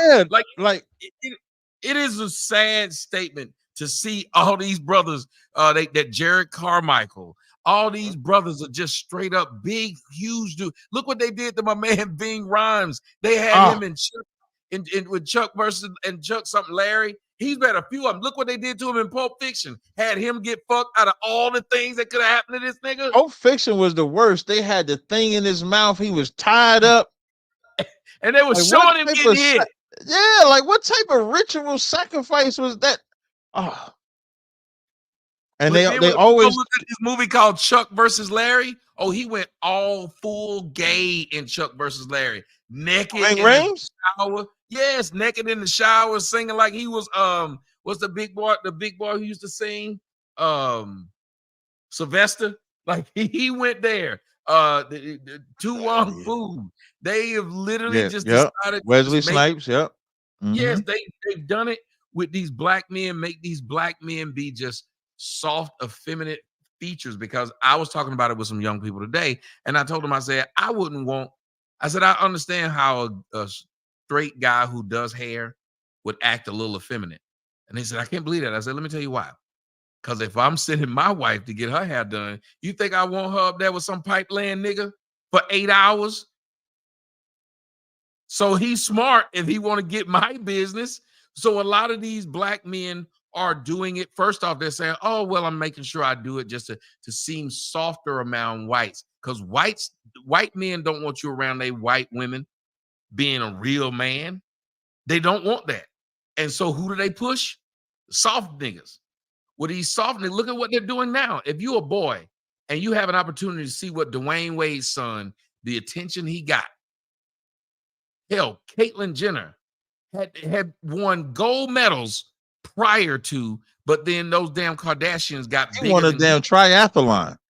Yeah, that's what I'm saying. This nigga actually did something in life. Right. And yet you remember him for pretending that he a woman more than something he did. That's what tells you how crazy it is and how they're incentivizing these boys to not be boys. They're incentivizing men to not be men.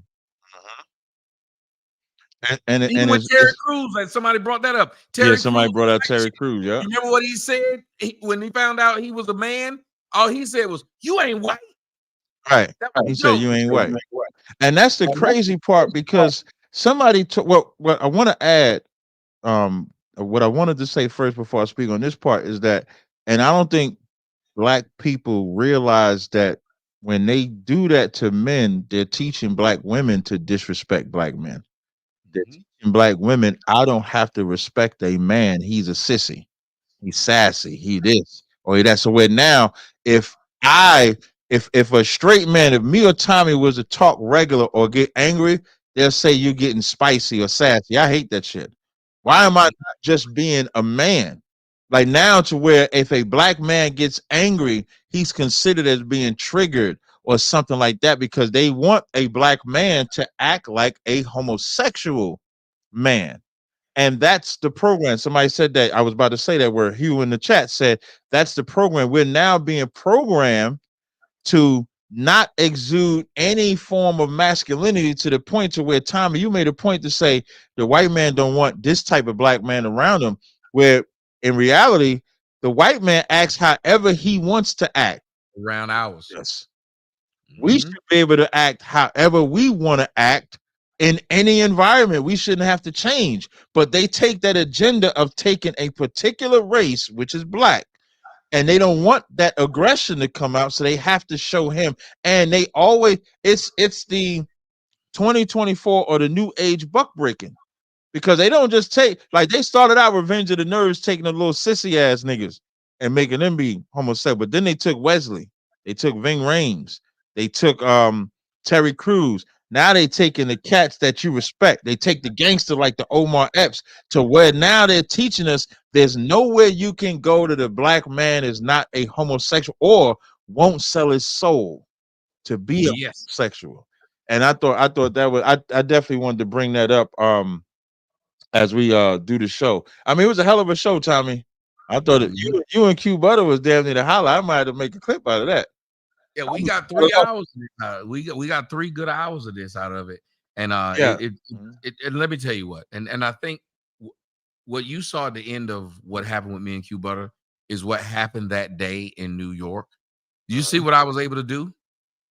That man couldn't help himself but laugh. I made him laugh. Right. He couldn't help himself. No matter how mad he was at me, I made this man laugh. And that is one of the things that I'm able to do a lot with people. I'm disarming. And if you're a person who walked in there trying to say, we all should whoop his ass, and then you see that other people are like, oh, he all right, then that gets you extra mad. And what you just saw right there was what happened that day with that man. He got upset that they were sitting there laughing and being jovial with me because they were supposed to hate me. The script didn't get played right. It's the same thing that the white man does if he sees that the script don't get played right. When you walk around the white women and they thought they would look at you as nasty and dirty, and the white woman's up there licking her lips, that just angers him. Right. He's okay with doing it to our women. He okay with having our women sit up there and say how good he looked. He doesn't expect his women to see us that way. He want to have it all. He believe he could play with our toys and his own toys, and all we supposed to be able to play with is his leftovers. Right. Real talk. Black men in society have been told to just accept it. I hate that sassy shit. I hate how quick these women are to disrespect these men, force these men to what? The only way they can show you how much of a man they are, like that dude say, every time I always have to fight for my love, or whatever it was he said in that movie. The idea that black men have to fight the world and then come home and fight you. Right. I shouldn't listen to one thing. I tell you a woman quick, man, I don't want to argue I got to fight the world. When I close that door, it's supposed to be peace in here. If I got to argue with you, that means I got to remove you because you argue with me like everybody else. You know what I'm saying? And what I also want to highlight, like brothers, like you got like he kept mentioning like the difference with YouTube and stuff like that, and I think he was a victim of that himself because what he probably saw on YouTube is somebody probably made these clips of Tommy and things that he said, and then he used that to judge.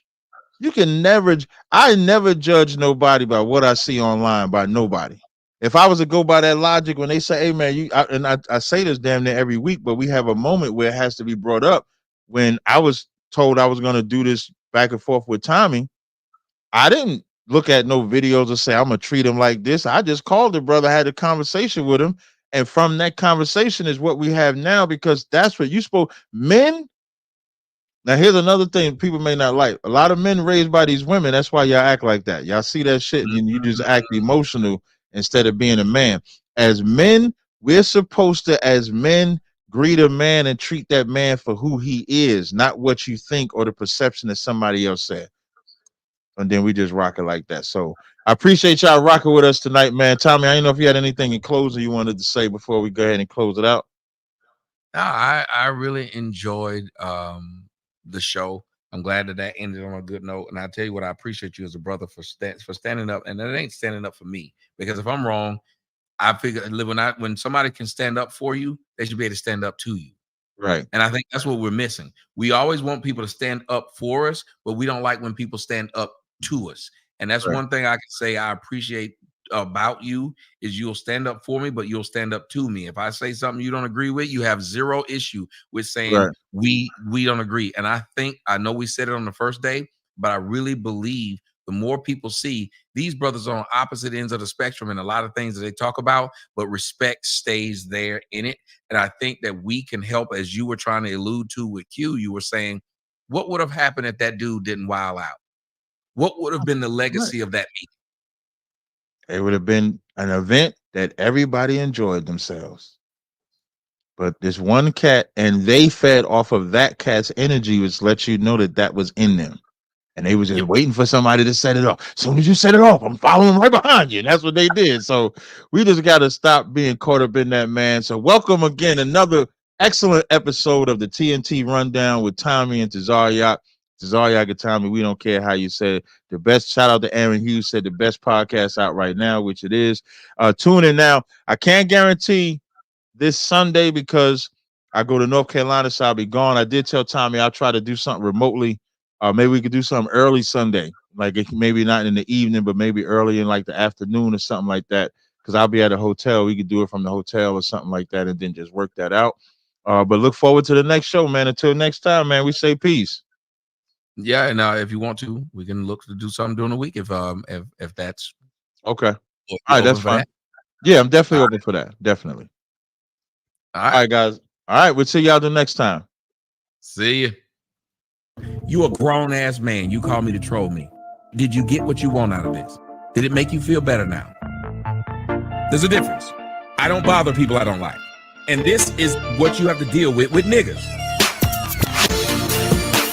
It's your favorite song. What they gain. You want to live off somebody else's law. Sorry, what they did. What they gain. You want to live off somebody else's law.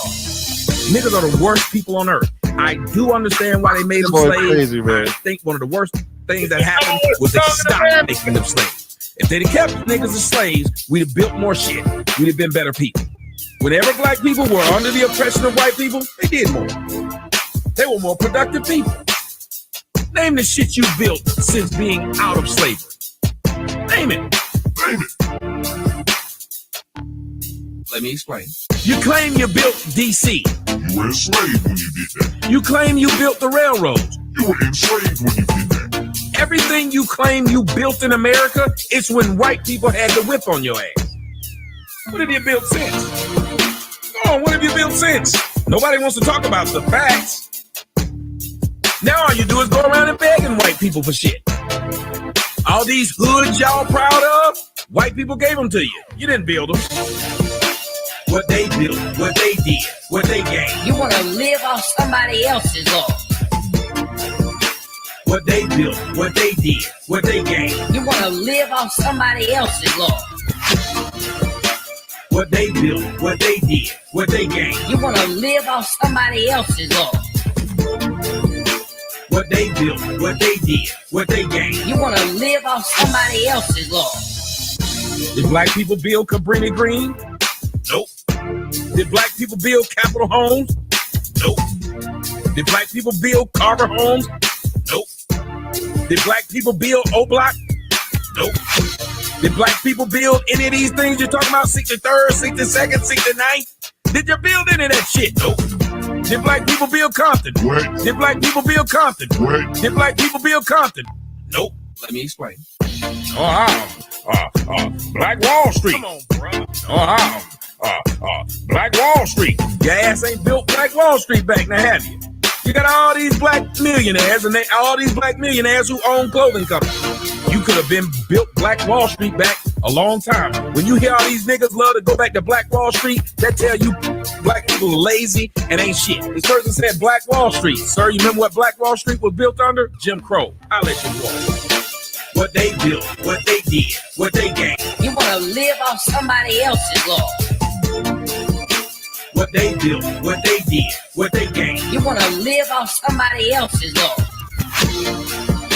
What they built, what they did, what they gained. You want to live off somebody else's law.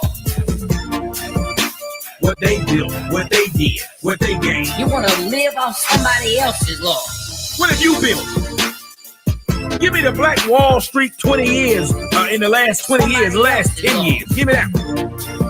Y'all niggas can't put together some stores. Because that's all Black Wall Street was, idiot. Stores. Can somebody tell me if I'm lying or not? What was Black Wall Street? Stores. Somebody else's law. You mean to tell me niggas can't put together a street with stores? Y'all get money from the government. I know you downloaded that, right? You didn't. You didn't download. Hell no, I ain't downloaded it. Yeah.